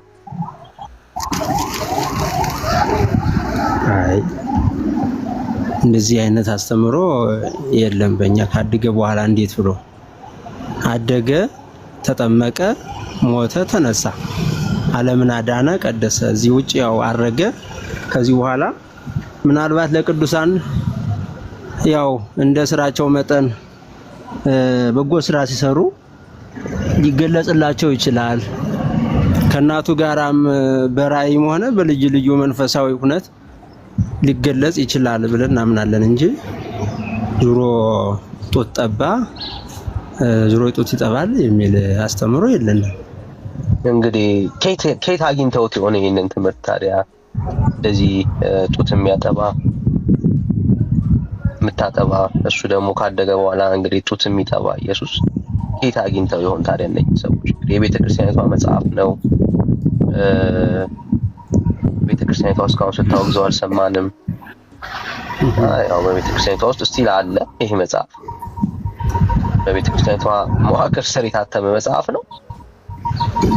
አሁን ይሄ የሚለው ጌታችን ኢየሱስ ክርስቶስን ነው ጡቷን ያጠባችው የሚለው እዚህ አሁን ያለው ነው ወይስ ከዚህ ከድርሳኑ ነው የተገኘው? ከሌላ ላይ ነው? አይ ከዚህ ከድርሳኑ ላይ። ይሄ እንኳን አስተምረው ከዚህ እንደገና ጌታችን ኢየሱስ ክርስቶስ እንደገና ካረገ በኋላ እንደገና ከመቤታችን ጡት ጠባ። እሺ ከመቤታችን ጡት ጠባ የሚል አስተምሮ ልክ አይደለም። ካረገ በኋላ ከመቤታችን ጡት ጠባ የሚል የለም። እንደውም በማቴዎስ ወንጌል ላይ የተጻፈው ተነስቶ ሳለ መቤታችን ማለት ማርያም ሄዳ ኢየሱስ ክርስቶስን ልትይዘው ስትል አትንኪ ነው ያላት አይደለም። ከዛ በኋላ በዚህ ነው አስተምሯችን እንደዚህ ነው እንጂ ካረገ በኋላ ጽኑ ጸጋው ለአብ የአብ ተስፋን ጠብቁ መንፈስ ቅዱስን ልክላችኋለሁ ተጠባበቁ ብሎ ካረገ በኋላ ጡት የሚጠባበት ምክንያትም የለም። እንደዚህ አይነት አስተምሮም የለንም። ያደገስ ኢየሱስ ጡት ይጠባል ብለው ያስባሉ? እንደው ተማረቁስ በፊት አድጎስ ኢየሱስ ጡት ይጠባ ነበረ ብለው ያምናሉ? አረ እንደሱ አሁን ጌታችን ኢየሱስ ክርስቶስን ጡት ጠባ ተብሎ ሲነገር እኮ መቼም ለስም አጠራሩ ክብር ይግባውና እናት መሆኗን ለመግለጽ እሱም ከሰው መወለዱን ስጋ መልበሱን ስጋን ተዋህዶ ሰውን ማዳኑን ለመግለጽ እንጂ ኢየሱስ ክርስቶስ በጡት ሳይሆን ያደገው ራሱ ምንም የሰው እንደ ሰውኛን ቢሰራ ደግሞ እኮ አምላክ ነው። አምላካዊ ስራንም እየሰራ አይን እያበራ ዲዳን እየፈወሰ ጎባጣን እያቀና እንደ መለኮት የመለኮትን ስራ እየሰራ እንደ ስጋ ብቻ በዚህ ዓለም ላይ ሳለ ሁሉንም ስራ የአምላክነትንም የስጋን ስራም እየሰራ ነው ያደገው። ጡት ጠባ ቢባልም እኮ ስጋ መልበሱን ከድንግል ማርያም መወለዱን እመቤታችን እናቱ መሆኑን ለመግለጽ ያክል እንጂ አሁን ለሱ በጡት አደገ ብለን እኮ ልናገር ሕፃን ሆኖ በጡት አደገ በእሎ አደገ ብለን ልናገርም እኮ አይገባም እንዳስተምረው። እሺ ያው ኢየሱስ ያው ፍጹም ሰው ስለነበረ እንደ ሰው ማደግ ያለበት ይመስለኛል። እሱን እናወራለን። እሱ ታሳባለ እንደ አንድ ሕፃን ልጅ ሰው ከሆነ የሰው ካራክተር አለው ማለት ነው። ሰው በባህሪው ጡት መጥባት እና ማደግ አለበት ሕፃን ልጅ እንደተወለደ ምግብ አይበላም። ስለዚህ ከእናቱ ከማርያም ጡት መጥባቱ ላይ ምንም ጥያቄ የለንም። ግን አሁን ወንድምነት የከፈተውን እስቲ አንብቡት። ቁጥር 30 ቁጥር 40 ነው የሚለው ቁጥር 30 እስቲ ቁጥር 40 እስቲ ገጹ ዝቃርገው ገጽ 63 ይላል። ክፍል 6 ስለ ጥምቀቱ ስለ እድገቱና ስለ ምናኔው የጨጌ ዮሐንስ ዘጸገሮ ማለት ነው። ስለሱ መወለድና ላይ ማለት ነው። እና ምን ይላል ቁጥር 40 ላይ ከዚህም በኋላ በሞግዚቲቱ እጅ እየበላ እየጠጣ 5 ዓመት ተቀመጠ። ዮሐንስ ዘጸገሮ ማለት ነው። መናገርም የማይችል ሆኖ ከሕፃናት ጋራ ይጫወት በምድርም ይመላለስ ነበር።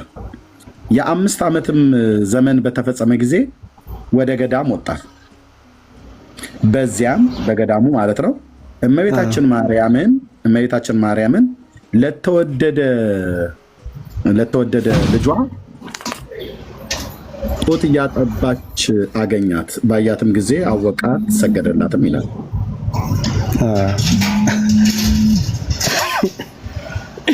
ያው ምናልባት አሁን ይሄ ወንድምነት እሺ ወንድምነት እሺ ልቀጥል። አሁን ይሄ አገላለጽ አሁን ጡት እያጠባሽ አገኛት እንደገና ኢየሱስ ክርስቶስ ወደ ዓለም ተመልሶ በምድር እየተመላለሰ እሷም ከሞት ተነስታ እንደዚህ አይነት ሳይሆን ምናልባት በቤተክርስቲያናችን አስተምሮ መሰረት ምስለ ፍቁር ወልዳ የምንለው በቤታችን ልጇን ታቅፋ የምንሳለመው ወይም ደግሞ በቤተክርስቲያናችን ላይ እንትን የምናደርገው ስላድኖ አለ። ያንን አይቶ ያንን በማየት ምናምን የሚል ካልሆነ በቀር እንደው እንደ መንፈሳዊ ሐሳብ ነው። ይህም ራሱ አሁን የሚለው አገላለጹ እያጠባች አገኛች ነው የሚለው። ነገር ግን እያጠባች አገኛች ሲል ምናልባት ያንን ጡት እያጠባች ያለው ስላድኖ በዛ መሰረት በዛ እይታ አያት ለማለት ተፈልጎ ካልሆነ በቀር እሳቤው ይሄ አሁን እንደ ስጋ ሐሳብ ወይም እንደ በዚህ እኛ እንደምናየው እንደምንናገረው በግልጽ እመቤታችን ከሞተች ስንት ዓመት ሆኗል? ይሄ ድርሳን እንግዲህ እንትን ካለ ደግሞ ጌታችን ኢየሱስ ክርስቶስም ሞቶ ተነስቶ አድርጓል።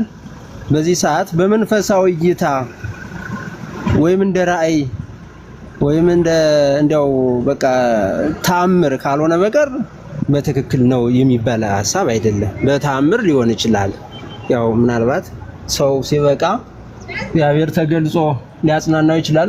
ቅዱሳንም ተገልጸው ከእግዚአብሔር ተልከው ሊያጽናኑት ይችላሉ ለመናኝ ሰው እንጂ በግልጽ እንደገና ኢየሱስ ክርስቶስ ሕፃን ሆኖ ወይም ደግሞ በግዘፍ በትልቁ ሆኖ የ30 ዓመት ሆኖታል ብሎ እንግዲህ ያው በ30 ዓመት ተጠመቀ ብለን እያስተማርን እዛው በኋላ እንደገና ትልቁ ነው ወይም ደግሞ ይጠባ ሆኖ እኔ ይሄን አልቀበለውም። እንዴት ነው ሊሆን የሚችለው ብዬ ለራሴን እንትን ማስቀምጠው ይሄ እንደ ግን የእርሶ ሳይሆን አሁን ችግሩ ምንድነው? መጽሐፉ ነው እያለ ያለው መጽሐፉ ነው የተናገረ እና መጽሐፉ በግልጽ ጡት እየጠባ አገኘው ነው የሚለው። መጽሐፉ ያለው ነው አሁን እያወራን ታምር ሊሆን ነው ታምር ነው ብዬ ነው አያት ሳይሆን አያት ቢሆን እንኳን ምናልባት በራእይ ሊሆን ይችላል ይባል ነበረ። ግን ጡት ስታጠባው አገኛት ነው የሚለው። ይሄ በአካል ነው አገኛት የሚለው እና ስለዚህ ምን ማለት ነው የተሻለ የሚሆነው?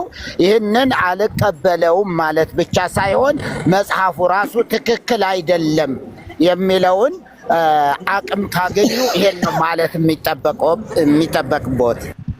ተአምር ነው ተአምር ነው። አሁን ጌታችን ኢየሱስ ክርስቶስም ተገልጦ እመቤታችንም ተገልጣ ልትታይ ትችላለች።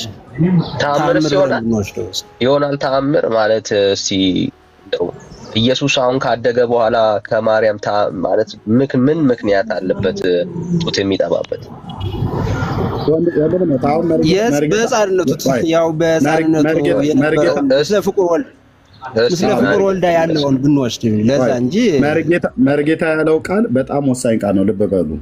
አያት ቢሆን በራእይም በህልምም እንደው ታይታው ነው ተብሎ ሊባል ይችላል። ጡት እያጠባች አገኛት ነው ብሎ የሚለው ስላገኛት ባያትም ጊዜ አወቃት ሰገደላትም ይላል።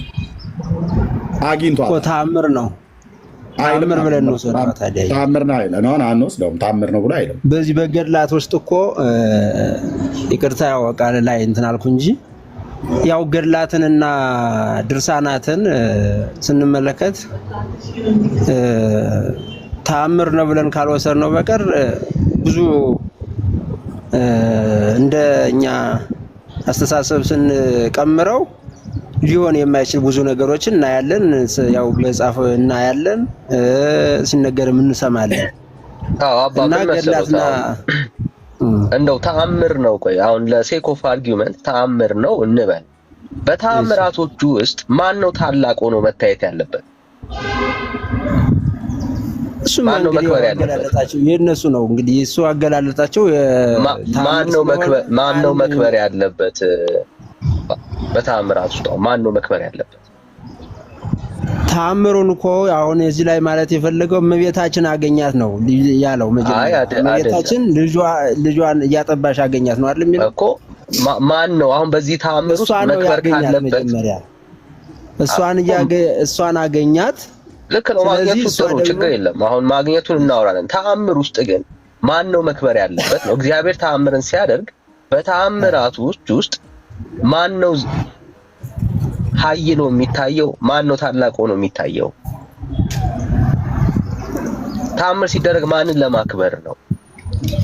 ተአምር እንግዲህ አሁን በተአምሩ ውስጥ ሰው እንደ ጸለየው ጸሎት ሊገለጽ ይችላሉ። ቅዱሳን ጸለየው ጸሎት ሊገለጹ ይችላሉ።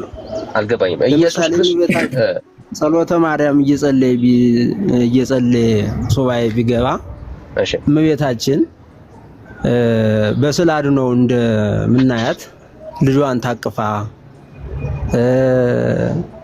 ልጇን እያጠባሽ በዚህ በስዕል በምናየው በዛውም ሁነት ልትገለጥለት ትችላለሽ። እስቲ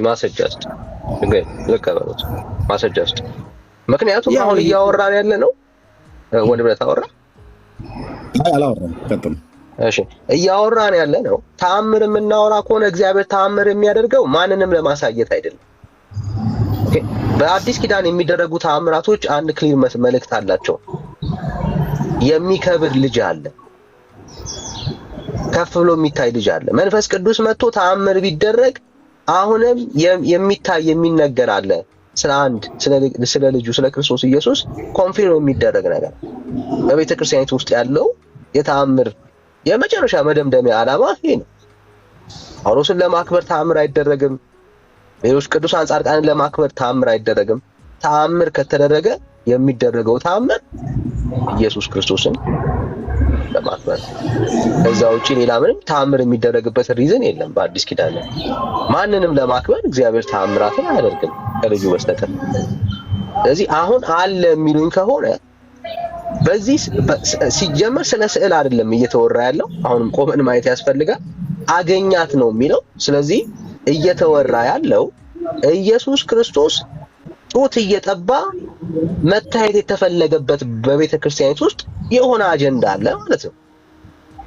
ለምንድን ነው አሁንም ሰዎች ኢየሱስ ልጅ ሆኖ ጡት እየጠባ በሰው ልብ ውስጥ እንዲሳል የተፈለገው ነገር ምንድን ነው?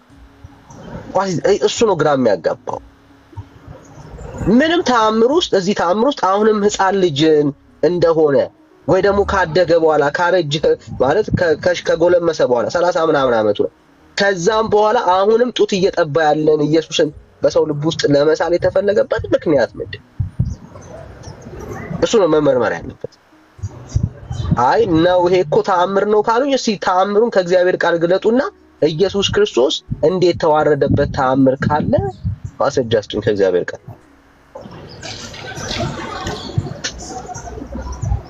ይህ እኮ ተዋረደበት ሳይሆን እመቤታችን ልጇን እያጠባሽ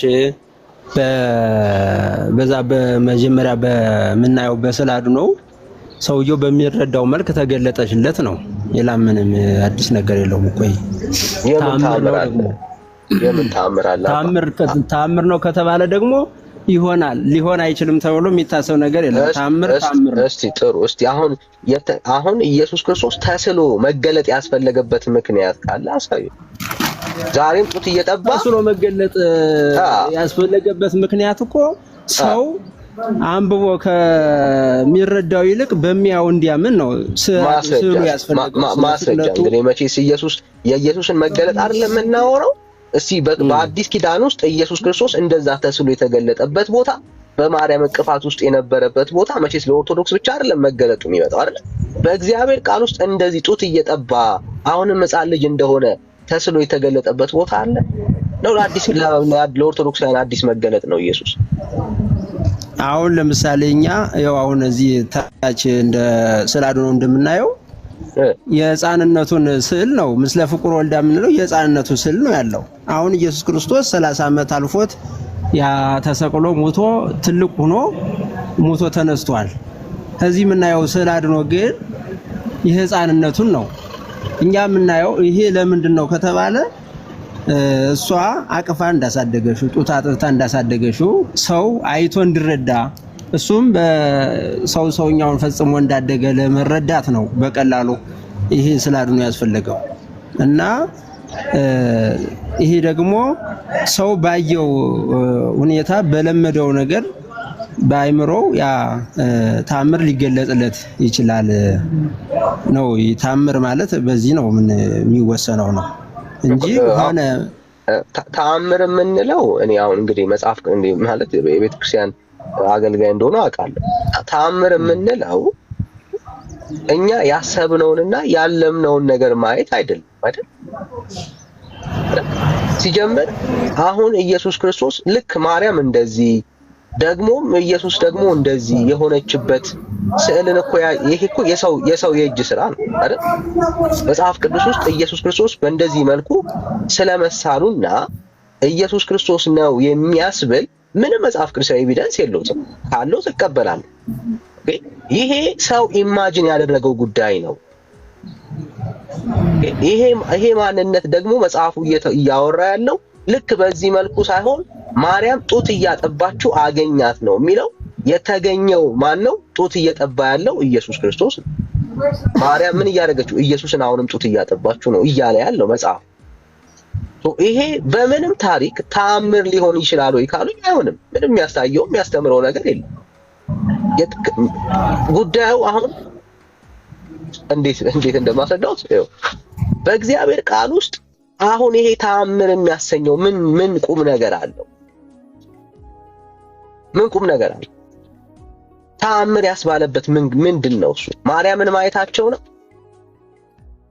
ምኑ ጋር ነው ተአምር የሚባልበት? ኬዙ ምንድን ነው? የለም እኮ በእግዚአብሔር ቃል ውስጥ ልታገኙት እኮ አይችሉም። ይሄንን አሁን ልንማርበትና ልናይበት የምንችለው ምንም አንዳች ነገር የለም። ኢየሱስ ካደገ በኋላ አሁንም ጡት ይጠባል የሚል መደምደሚያ ያለው ሐሳብ እንዴት አድርገን ነው ተአምር ነው ብለን የምንቀበለው?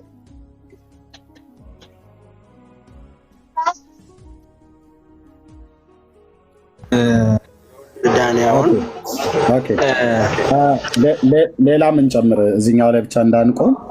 እሺ ጌታችን ወንድምነት እንዳልከው ጌታችን በምድር እንግዲህ በስጋ ከእሷ ስለተወለደ በጥበብና በእውቀት በሞገስ በሰውና በእግዚአብሔር ፊትም ስላደገ አጥብተዋል ተብሎ የተጻፈ ቃል ባይኖርም እንደ እናት ብታጠባውም ልጅ ሆኖ ስለተወለደ አይገርመንም።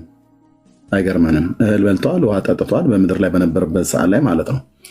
እና ያ የነበረበት ዘመን እንደ ማንኛውም ሕፃን ስላደገ አንድ ልጅ እስከ 3 ዓመት ድረስ ሊጠባ ይችላል። ኦኬ። በዕብራውያን እናቶችም በአረቦችም በሌሎችም ሀገራት አንዳንዴ እስከ 2 ዓመት አንዳንዴ እስከ 3 ዓመት 3 ዓመት ግን ኮመን ነው። እሺ እስከዛ ድረስ ጠባ። ኦኬ።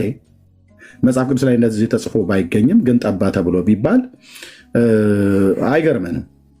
ማለት እናት ስለሆነች ማለት ነው፣ ልጇ ስለሆነ በስጋ ስለተወለደ ጌታችን እንደዛ ጠባ ተብሎ ቢባል መጽሐፍ ቅዱስ ባይነግረንም እንደዛ ብናምን ምንም አይገርምም። ኦኬ። ግን ሞት እንድል አድርጎ በአባቱ ቀኝ በሰማያት ተቀምጦ ሳለ ዛሬም ግን በገዳም ውስጥ ሰዎች ሲሄዱ እንደዚህ እንደ አባ ዮሐንስ ዘጸገሩ አይነት የ5 ዓመት ሕፃን ልጅ ሆኖ ሳለ እናቱ ስትሞትበት በሞግዚት አድጎ የ5 ዓመት ሕፃን በነበረ ሳለ ወደ በረሃ ሄደ። ወደ በረሃ ሲሄድ በገዳም ውስጥ ማርያም የተወደደ ልጇን ጡት እያጠባች አገኛት ይላል። አወቃትም፣ ወድቆም ሰገደላት ይላል። ይህ ማለት በኢትዮጵያ ኦርቶዶክስ ቤተክርስቲያን ዛሬም ጌታችን መድኃኒታችን ኢየሱስ ክርስቶስ ማርያም በየስፍራው በየገዳሙ እየተገለጠች ጡት እያጠባች ለሰዎች ሁሉ ጭምር የምትታይ ናት። ጌታችንን ጡት እያጠባችው ትታያለች። ይሄም ብቻ አይደለም፣ ራሱንም ጡት አጥብታ አሳድገዋለች። ይህንንም ምን ይላል በዚሁ መጽሐፍት ላይ ወደ ዋናው ወደ በለጠው ምንሄድ ብዬ ነው ወንድምነት እዚህ ጋር ብቻ ከምንቆም መምህር እንዲመልሱልን። ይህንንም ብሎ ይላል ገጽ 89 ቁጥር 102 ላይ ይህንንም ብሎ ኮራስ በሚባል ቦታ ደረሰ። የተተከለም የቅዱስ ጊዮርጊስን ቤተክርስቲያን ይሳለም ዘንድ ሄደ። አባ ዮሐንስ ዘጸገሮ ማለት ነው። አባ ዮሐንስም በግልጥ በቅዱስ ጊዮርጊስ ስዕል ትይዩ ቆሞ ሳለ በእጆቹ ወደ እርሱ ይቀርብ ዘንድ ጠቀሰው ይላል። ጊዮርጊስ ነው ከስዕሉ ላይ በእጆቹ ጠቀሰው። እንደዚህ ባይዘው በኦርቶዶክስ ተዋሕዶ ቤተክርስቲያን ያሉ ስዕላት፣ ቅዱሳት ስዕላት ወይ ስዕለ አድኅኖ ተብለው የሚባሉት ይናገራሉ፣ ደም ያፈሳሉ፣ ያለቅሳሉ፣ ዘይት ያፈልቃሉ፣ ይጨፍራሉ፣ ይደንሳሉ፣ ይጠቅሳሉ በአይናቸውም በእጃቸውም።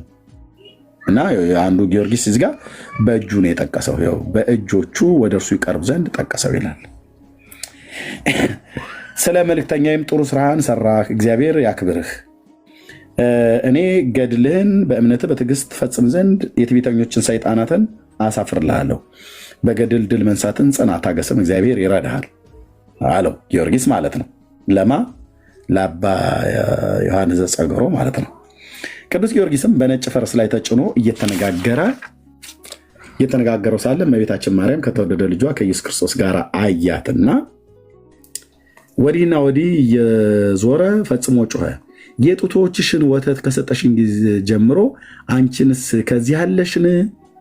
ከድካም አሳርፊኝ፣ ወደ ሕይወትም ውሰጅኝ አላት ይላል። የጡቷን ወተት እየጠባን ያደገው አሁን የጌታ ኢየሱስ ክርስቶስ ጠብቶ ማደግ ልጇ ስለሆነ ኦኬሽ። በጣም ይገርማችሁ በኢትዮጵያ ኦርቶዶክስ ተዋሕዶ ቤተክርስቲያን ዛሬ ማርያም ተብላ የምትባለዋ ከህፃናት ጀምሮ እስከ ሽማግሌ ድረስ እውቀት አልገባ ብሎ ያለው መነኩሴ ሁሉ ጭምር ጡቷን በየቦታው እንደ ገትላም ቆማ የምታጠባን እያሉ የሚጠባቡበት አንድ መዓት ምዕራፍ ነው ያለው። ከዚህም መካከል አንደኛው አባ ዮሐንስ ዘጸገሮ የማርያምን ጡት ነው እየጠባ ያደገው። ከዚህም የተነሳ የጡት ልጇ አድርጓታል። በገጽ 90 ምዕራፍ 3 ላይ እዚጋ ምዕራፍ 3 ክፍል 12ኛው የረቡዕ ማለት ነው ዳግመኛ እመቤታችን ተገለጸችለት ይላል። በዚህ ክፍል ላይ ተገልጣለት ሳለ ዳግመኛም ይላል። እኔ ሙሉ ነው ያነበብኩት መጽሐፉ። ወደ እቅፏ ተመልሶ ከጡቶቿ መካከል እርፍ ብሎ እመቤቴ ሆይ የጡቶችሽን ወተት እጅ አስነሽኝ፣ በመካከላቸውም ልሞት እወዳለሁ፣ ወተታቸውንም ልጥባ አለ። ያው ከመጀመሪያው ማጥብተዋለች፣ አሁንም ልጥባ አላት እና በዛው በጡቶችሽ መካከል ልረፍ ልተኛ፣ ከዛም እዛው መካከላቸው ደግሞ ሳለው በመካከላቸው ልሙት፣ በጡትሽና በጡትሽ መካከል እያለ ማለት ነው። ስለዚህ በኢትዮጵያ ኦርቶዶክስ ተዋሕዶ ቤተክርስቲያን ያለችዋ የጌታ እናት ማርያም ተብላ የምትባለው እውነቴን ነው የምላችሁ እዚህ ያላችሁ ሰዎች ትውልዳችሁና ዘራችሁን ከኦርቶዶክስ ተዋሕዶ ቤተክርስቲያን ነገረ ማርያም ትምህርት ጠብቁ። የጌታ እናት ማርያም እንደዚህ አታደርግም። እች ግን በጡቶቿ መካከል ልሙት ብላ የሚስጥር ጡት የምታጠባ፣ የወንዶችን ብልት የምታስቆርጥ፣ የሴቶችን ብልት የምታስም እንደዚህ አይነት ነውረኛ ነገር የተጻፈ ነው። ስለዚህ የጌታችን እናት ቅድስት ድንግል ማርያም እንደዚህ አላረገችም። ከኦርቶዶክስ ማርያም ራሳችሁን ጠብቁ ካለ በኋላ እሱ የእናቱን ጡቶች አላወቀምና ዮሐንስ ዘጸገሮ ማለት ነው በሕፃንነቱ ስለሞተችበት አላወቀምና እመቤታችንን ማርያምን የጡት እናት አደረገ ይላል። መምህራው እንዲመልስ ብሎ የምፈልገው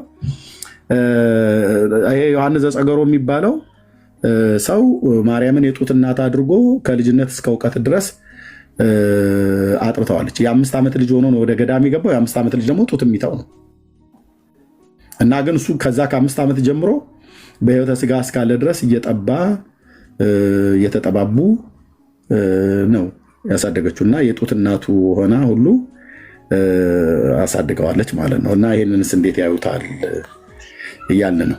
የጌታችን ኢየሱስ ክርስቶስ ቢጠባ እሺ፣ አንደኛ ሞቶ ከተነሳ ካረገ በኋላ ነው አሁንም ማጠባችሁ ተብሎ የተጻፈው። ግን አሁንም ይኸው እንደገና ደግሞ ዮሐንስ ዘጸገሮ የሚባለው ጠብተዋል። በታምረ ማርያምም ላይ ሌላ አንድ እውቀት አልገባው ብሎ ያለ መነኩሴ እንደዚሁ እውቀት አልገባውምና ማርያምን ጡት አጥቢም ብሎ አላት። ያው የኦርቶዶክስ ማርያም ማለት ነው። እና እሷም ግሩም ሚስጥርን የሚናገር ጡትን ከወተቷ አጠባቸው አረካቸውም ይላል። እና በእሷ ጡት በማርያም ጡት እየጠቡ ያደጉ እሷን የጡት እናት ያደረጉ በጣም ብዙዎች አሉ። አንዱ ዮሐንስ ዘጸገሮ ነው። ይህንንስ እንዴት ያዩታል መምህር?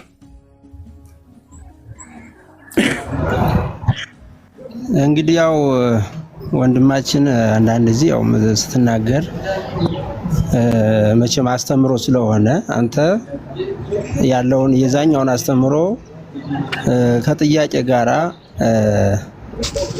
መልስ ካለው መልስ ምላሽ ከሌለው ደግሞ አስተምሮ ስለሆነ እያደረክ ያለው አነጋገሩን ግን በታስተካከል መልካም ነው ባይ ነኝ። ለምሳሌ በቅድም ተናገርካቸው በኦርቶዶክሳውያን ያሉ ስላድኖች ይጨፍራሉ ይደንሳሉ የሚለውን ብታረም። ምክንያቱም አንተ ይዘው ያለው አስተምሮ ነው እንጂ የሌላን እምነት የመንቀፍ ጉዳይ አይደለም ባይ ነኝ።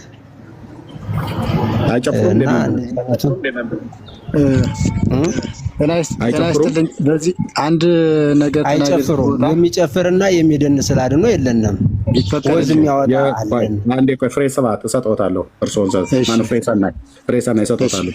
መምህር የመርቆሪዎስን ስላድኖ ያውቁታል አይደል? ሰሜን ሸዋ እና ታዲያ ያን እኮ አሸበሸበ ወይም ደግሞ እነዛን ሰዎች ሊባርካቸው ደነነስል ከመኦሆ ዘይብል እንደዚህ አንገቱን እንትን አደረገላቸው፣ ቅልስ አደረገላቸው። ይንቀሳቀሳል። አሁን ይንቀሳቀሳል። ይሄም ተአምር ነው። በቃ ተአምር ነው፣ ሊቀበለው ይገባል። ስለዚህ ተንቀሳቀሰ ማለት ጨፈረ ደነሰ ማለት አይባልም። መምህር ካህናቱ በማህሌት ጊዜ ካህናቱ ከበሮ ይዘው ወረብ ተመርግዶ ወረብ ተመልሶ ካህናቱ በሚያሸበሽቡ ሰዓት ላይ ስዕሉ ይጨፍራል ይደንሳል፣ አይ ቲንክ ያሸበሽባል እያሉ አይደል እንደሚያሳዩት። ደነሰ ብሎ የሚለው ቃል ይጨፍራል። ቃሉን አስተካክል ነው እያልኩ ያለው። ይኸውልህ አይኔ ስልቻ አይደለም የገብርኤልንም አሳየውታለሁ። ቅዱስ ገብርኤል እኮ ቃሉን አስተካክል። ይጨፍራል ይደንሳል የሚል ስላድኖ የለም። በቃ ይንቀሳቀሳል፣ ወዝ ያወጣል። አዎ ያወጣል። ይፈጉሳል። አዎ እኮ ምን ሲያደርግ ነው ወዝ የሚያወጣው? በቃ ታምር ነው። ወዝ ከፊቷ ወዝ ይወጣል ሁልጊዜ። አሁን ሁሉ ወዝ ይወጣል ፊቷ ላይ እንደዚህ ይወጣል። እንትን እየተቀባን እንፈወስበታለን። ይሄ አለ እኮ። ምን ሲያደርግ ነው ወዝ የሚወጣቸው? ምን ሲያደርጉ ነው? መቼም ሩጫ 10,000 ወይ 5,000 ወይ ማራቶን ውድድር ገብተው አይደለም። ምን ሲያደርጉ ነው ወዝ የሚወጣቸው? ወዝ ማለት ላበት ነው አይደል መምህር? አይደለም አንተ እንደምታስበው አይደለም። ይሄ ታምር ነው አልኩ እኮ። ይኸውልህ ታምር ነው። በቃ ይሄ ከአይምሮ በላይ የሆነ እሳቤ ነው እንጂ እኛ እንደ ሰውኛ አይደለም። በቃ ታምር ነው። አንድ ስላድኖ በእጅ የተሳለ ስላድኖ ወዝ ሊያወጣ አይችልም። ካልሆነ እኔ ወዝ አወጣሁ ብዬ ብል ምን እያልኩ ነው? አንተማ አንተ ሰው ነህ። ተንቀሳቀሰ እንደ ሰው ስለሆንክ ስትንቀሳቀስ ወዝ ልታወጣ ትችላለህ። ስትናገር ወዝ ልታወጣ ትችላለህ። ሰው ነህ።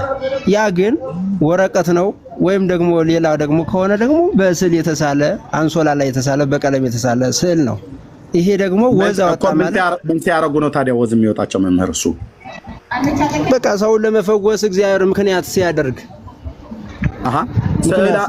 ስዕላቶቹ ካህናቱ ወረብ ሲወርቡ ያሸበሽባሉ አልተባለም? አዎ ያሸበሽባሉ። የገብርኤል ትከሻው እንደዚህ ሲነቃነቅ ይታያል ተብሎ በቤተክርስቲያን እኮ ተነግሯል አይደል? ወዴት ያው ለተከሻው ምን ሳይሆን እውነቴን ብየምረው ሳይሆን እውነቴን መምህር ያለ ሰው ስታወርድልት ነው። አንተ እንደሱ አይደለም። ያለ መረጃ አላወራም። ራሱ ካህናቱ ናቸው ያሉት። ገብርኤል እዩት አያችሁት? ትከሻው ከትከሻው እያያችሁት ነው እያሉ የሚሉት ዲያቆናቱ ቤተክርስቲያኑ ውስጥ እንደውም የኦርቶዶክስ ሚዲያ ቀራጮች ገብተው ሁሉ ሲናገሩ ነው እንደዛ የተሰማው። ስለዚህ እሱን እንኳን ራሱ አላውቀውም አለ አይደል? መስዬ መረጃ አለ አምጪው ከፈለግሽ እህትዬው ነው ያምጪው።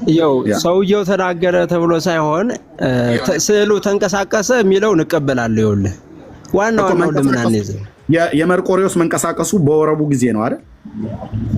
አዎ ያ ምስጋናቸውን መቀበሉን አሸብሽቧቸውን የነሱን ማህሌታቸውን መቀበሉን ለመግለጽ ደስታ እነሱም ደግሞ የተለመደ ልምድ ስላለ በቃ ያ የሚንቀሳቀስበት ሰዓት ወረቡ ሲደርስ ሲያሸበሽቡ ያም ደግሞ ምስጋናቸው እንደተቀበለ ለመግለጽ ይንቀሳቀሳል።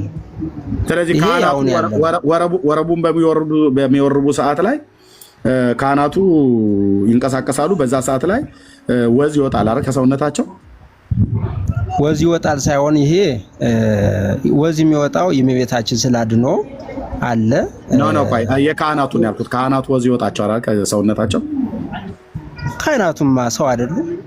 አዎ ሰው ናቸው። ወዝ ይወጣቸዋል።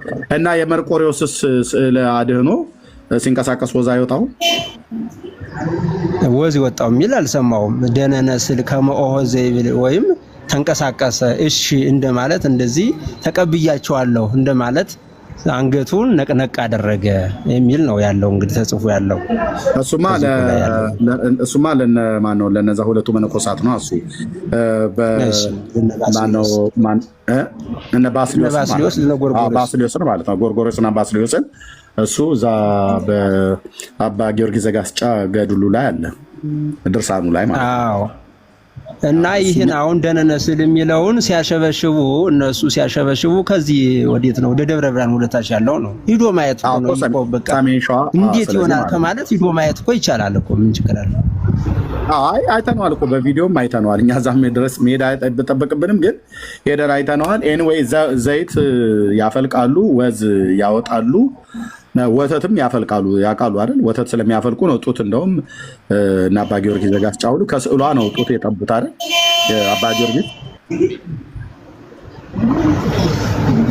አባ ጊዮርጊስ ከስዕሏ አባ ጊዮርጊስ ከማርያም ከስዕለ አድኅኖ ማርያም ጡት ጠብቶ እንደጠገበ ያውቃሉ አይደል? አይ እንደሱ ሳይሆን ይሄ ጡት የሚባለው አሁን ለሌሎች ሰዎች እንደዚህ ከመቤታችን ጡት ጠቡ የሚለው የጌታችን ኢየሱስ ክርስቶስ ጠብቶት ያደገውን ሀሊበ ድንግልናን ሳይሆን የፍቅር የጸጋ ነው ቤተክርስቲያናችን ብላም ታስተምረው። ይሄን አይነት ጌታችን ኢየሱስ ክርስቶስ የጠባውን ሀሊበ ድንግልናን አይደለም። እዚህ ላይ ያው ከጡቷ እኮ ወተት ጠባና አጠገባ ነው አጠገበችው አረካቸው ይላል እኮ የጡቷን ወተት። ይሄ የፍቅር የጸጋ ነው። የፍቅር የጸጋ ነው። የፍቅር የጸጋ የሚባለው ወተት እንደዛ ነው። የፍቅር የጸጋ የሚባል ወተት አለ፣ የጡት ወተት። ያው እንግዲህ ሰው ሲወድ የጸጋን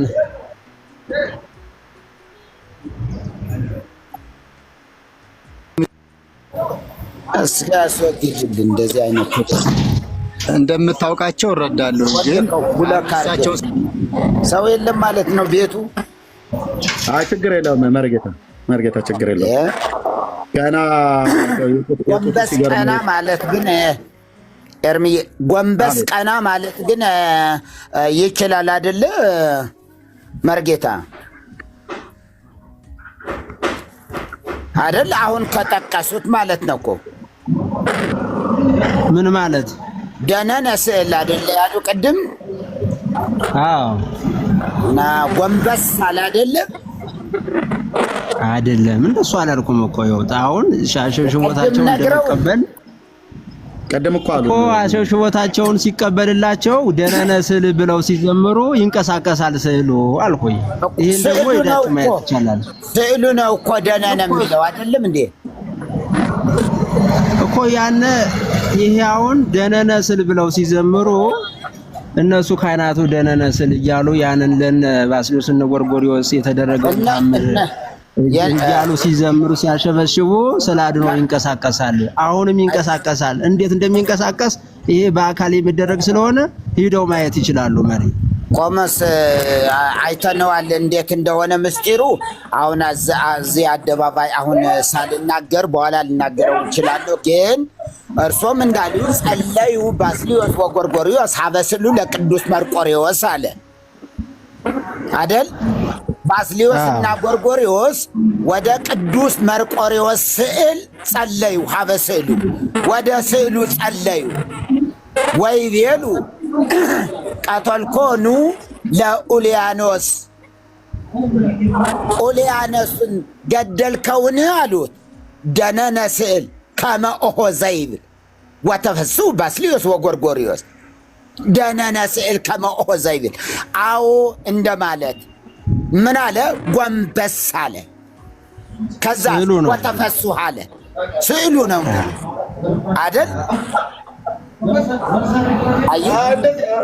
ውጤቱ ወተፈስሁ ቆይማ ወተፈስሁ ባስልዮስ ወጎርጎርዮስ የሚል ጎርጎርዮስና ባስልዮስ ወደ ስዕሉ ጸለዩ። ከዛስ ቀተልኮኑ አሉ።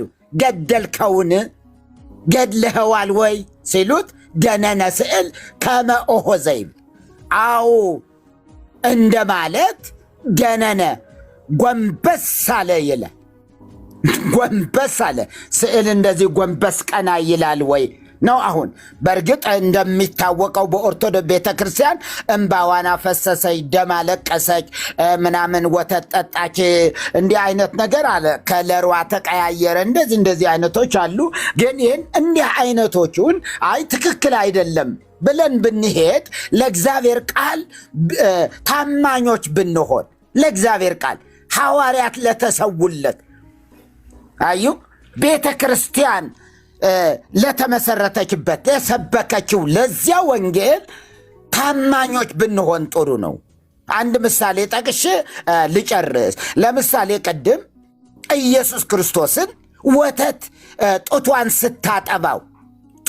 ስታጠባው አየ አይደለም አገኛት። ስላገኛት እሱም ደግሞ ጠባ። ራእይ አይደለም ይሄ።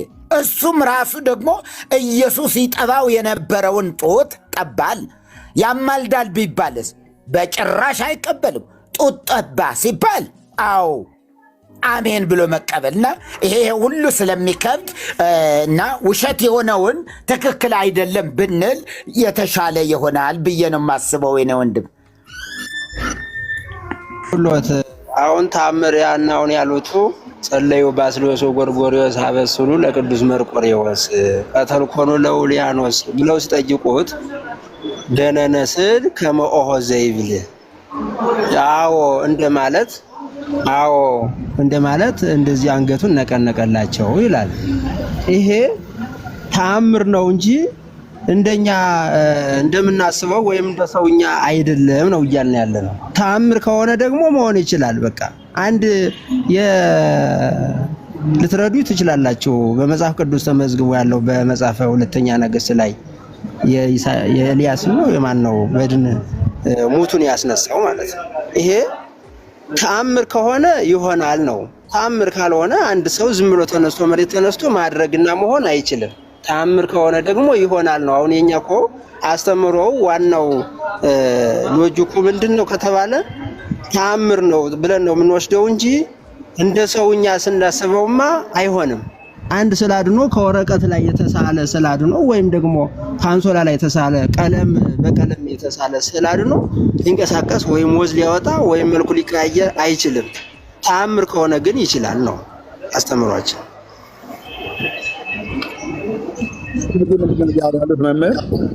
ጡት ማጥማቷም ታምር ነው። ከስዕሉ ወዝ መውጣቱም ታምር ነው። ወተት ማፍሰሱም ታምር ነው ብለው የሚሉት ሁሉ በሱ እይታ እንድትረዱት ነው። እሺ፣ ስለዚህ ማርያምን በታምር ነው ማለት ነው። አባ ዮሐንስ ዘጸገሮን ጡት እያጠባች ያሳደገችው በታምር ጡት ነው። የጡት እናት ያደረጋት እንደሱ ካልሆነማ ታዲያ አሁን እመቤታችን ከሞተች ስንት ዓመት ሆነ? ጌታችንም ካረገ ስንት ዓመት ሆነ? እንደሱ ካልሆነማ እንዴት ብሎ ሊሆን ይችላል? ስለዚህ ሲጠባ ያደገው ያገኛት ሁሉ ውሸት ነው ማለት ነው። ውሸትም ሳይሆን ተአምር ነው ወንድሜ። ይኸውልህ እኔ እኮ እያልኩት ያለው ይሄ ነገር ሊሆን የሚችለው በታምር አግኝቷት ነው አይደል? እንደዛ ነው። በታምር አግኝቷት ማግኘቷ ሲያገኛትም ታምር ነው። ስታጠባውም ታምር ነው። ስትስመውም ታምር ነው። ሁሉም በታምር ነው። አንድም ጋድ የሆነ የለም። አዎ እንደዛ ነው እንጂ በግልጽማ እንዴት ነው ሊሆን? ይሄ አሁን ይሄ ሆነ የሚባለው በግልጽ የምትታያቸው ጊዜ አለ ተብሎ ይነገር የለ እንዴ? በደብረ ምጥማቅ ማርያም በግልጽ የምትታያቸው ጊዜ አይደለም ለክርስቲያኖች፣ ለሙስሊም፣ ለእስልምና ወገኖች ሁሉ ትታያቸዋለች ተብሎ የተጻፈው ያስታውሱታል አይደል? ታምረ ማርያም በደብረ ምጥማቅ። አዎ በራእይ የምትነጋገራቸው ጊዜ አለ። ይበልልህ ነበር። በራእይ የምትነጋገራቸው ጊዜ አለ፣ በግልጽ ደግሞ የምትነጋገራቸው ጊዜ አለ። በገሃድ መጣ ማለት ነው። ያ ለሙስሊሙም ለክርስቲያኑም በደብረ ምጥማቅ ለ5 ቀን የሆነው ተአምር ነው። ያም እንደዛው 5 ቀን የሆነው ተአምር። ስለዚህ በግልጽ ታይታው አይደለም ታዲያ ለአባ ዮሐንስ ዘጸገሮ ያጠባችሁ አያት እያለ እኮ ቢያትም ታዲያ በተአምር ነው እንጂ አገኛት አገኛት ይላል።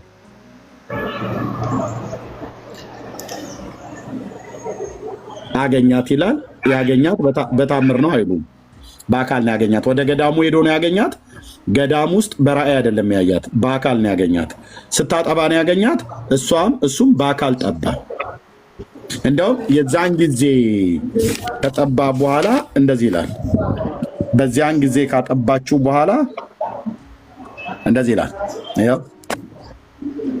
ህዝብ ቤት ያለ መጽሐፍ አይወራም። ባይዘዌ እንስሶቹን ሁሉ ከአውሬዎች ጋር ጦርነት ገጥሞ የበረሃ አውሬዎች ከተቸነፉ ድል ከተነሱ ጀምሮ ይህን አእምሮ የሰጠ ብሎ አሉት። ከነ ጃርት ጋር ተዋግቶ ማለት ነው። ጃርት፣ ከርከሮ፣ ድኩላ ምናምን ነገር ላይ ከነሱ ጋር ጦርነት የገጠመበት ጊዜ ነበረ። እዚህ ዋናው አለቃቸው ዘንዶ ሆኖ ሳለ ዘንዶ ሰብስቦ በአባ ዮሐንስ ላይ ጦርነት ወጣበት። አባ ዮሐንስ ደግሞ ብሎ ይላል እዚህ ጋር ልብ እውቀት የሌለ የበረሃ አውሬዎች ቃሉን በሰሙ ጊዜ ሁሉም በፊቱ ሰገዱ። ስሙ ዘንዶ የሚባል አንድ አውሬ ግን የሕፃንን ቃል አዋረደ። የአባ ዮሐንስ ዘጸገሮ ማለት የ5 ዓመት ልጅ ሆኖ ባነበረበት ሰዓት ላይ ወደ ማደሪያው ከማደሪያው ገብቷልና ለእርሱም አልሰገደም። ያም አውሬ ይህንን ሕፃን ይጣላው ዘንድ ሰይጣን በቅናት አነሳስቶታልና ጅብንና ኩስን የሚበሉ እሪያንም ጃርትን ቀበሮን ይሰበስብ ዘንድ ወደ ምድረ በዳ ሄደ። ዘንዶ ማለት ነው። እና ይሄ እንግዲህ በገሃድ ነው የሆነው። ሄደ በኃይሉም የጸና እጅግ የሚያስፈራውን ይላል። ከዛ ያም አውሬ ከጅብና ከአራዊት የሰበሰባቸውን አራዊትን ሁሉ ወደ ማዴ ይመልሱ ብሎ ሰብስቦ ጦር ሰራዊት አስከትሎ ዮሐንስን ሊዋጋ መጣ። እነ ጃርትን፣ እነ ድኩላ፣ እነ ከርከሮ፣ እነ ጅብን ይዞሉ ማለት ነው። እና ጦርነት ገጠሙ። በጦርነት በገጠሙ ጊዜ አባ ዮሐንስ በመስቀል ምልክት ዘንዶውን ምልክት አለበት እና በመስቀል ምልክት ባለበት ዘንዶ ቢቀርብ በአፍ ውስጥ ያለውን የትቢቱን ይሻር ዘንድ ባርከው እኔም አሳፍርሃለሁ አለው። ዘንዶ የሚባርክ ነው። ባይዘ ዘንዶን አይገስጹም፣ ይባርካል። መባረክ ምን ማለት ነው? መገሰጽ ነው አይደለም። መገሰጽና መባረክ የተለያየ ነው። እሺ እሱንም ልተው። ከዛ ምን ሆነ ይላል እዚህ መጨረሻ ላይ የበረሃ አውሬዎችም ከተቸነፉ በኋላ ይላል ጦርነቱ ገጠሙ። በአባ ዮሐንስ ዘጸገሮ ጦርነት ድል አሸናፊነት ሆነ። ከዛ ድል ከተነሱ በኋላ ይህንን አእምሮ የሰጠህ እግዚአብሔር አበሳ በደላችንን ይቅር በለን እያሉ በፊቱ ወደቁ። እነ ጃርት፣ እነ ከርከሮ፣ እነ ድኩላ፣ እነ ጅብ ሁሉ ተሰብስበው ለዮሐንስ አባ ጸገሮ ኃጢአታችን ይቅር በለን ብሎ ሲሉት አባታቸውም አራዊቱን እግዚአብሔር ይቅር ይበላችሁ፣ ማይሰራ ኃጢአት እግዚአብሔር ይፍታ ብሎ እኔም ይቅር ብያችኋለሁ ዳግመኛ አትበድሉ አላቸው። እነ ጃርትን ማለት ነው። በዚህ ጊዜ ከዚህም በኋላ ይላል ከዚህም በኋላ ማደሪያቸው ወደ በረሃ ወደሆነው በረሃ ሄዱ። ከዚያስ የእመቤታችንን ጡት ከጠባ ጀምሮ 3 ዓመት በእመቤታችን ማርያም ጣዕም እህል ሳይበላና ውሃ ሳይጠጣ ኖረ ይላል። ከጠባ ጀምሮ የት ነው የጠባው? ገዳም ውስጥ አግኝቷት የ5 ዓመት ልጅ በነበረ ሰዓት ላይ እና የ5 ዓመት ሕፃን ልጅ ሆኖ ነው ከአራዊት ጋር ጦርነት የገጠመው። በድል ዘንዶውን ባርኮት አሸነፈው እና ከዛ ደግሞ ያኔ ከጠባ ጊዜ ጀምሮ እህል በልቶ ውሃ ጠጥቶ አያውቅም ነበር እና ሳይበላና ሳይጠጣ ኖረ ይላል። አንዴ በጠባው ጡት 3 ዓመት ሙሉ ኖረ ይላል። ይህንንም እንዲይዙልን ይሁን ማለት ነው። እሺ ይህም ብቻ አይደለም። የመጽሐፉ ጉድ በዚህ ቢያልቅ የሁላችን ወደ ቤት በተበተንም ነበር። በዚህ ብቻ አያልቅም።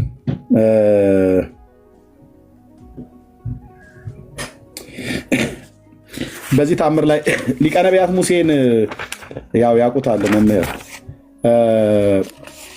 አለቱን ሲመታው ምን ነበር የፈለገው መምህር? ሊቀ ነቢያት ሙሴ አለቱን በመታው ሰዓት ላይ ምን ነበር የፈለገው?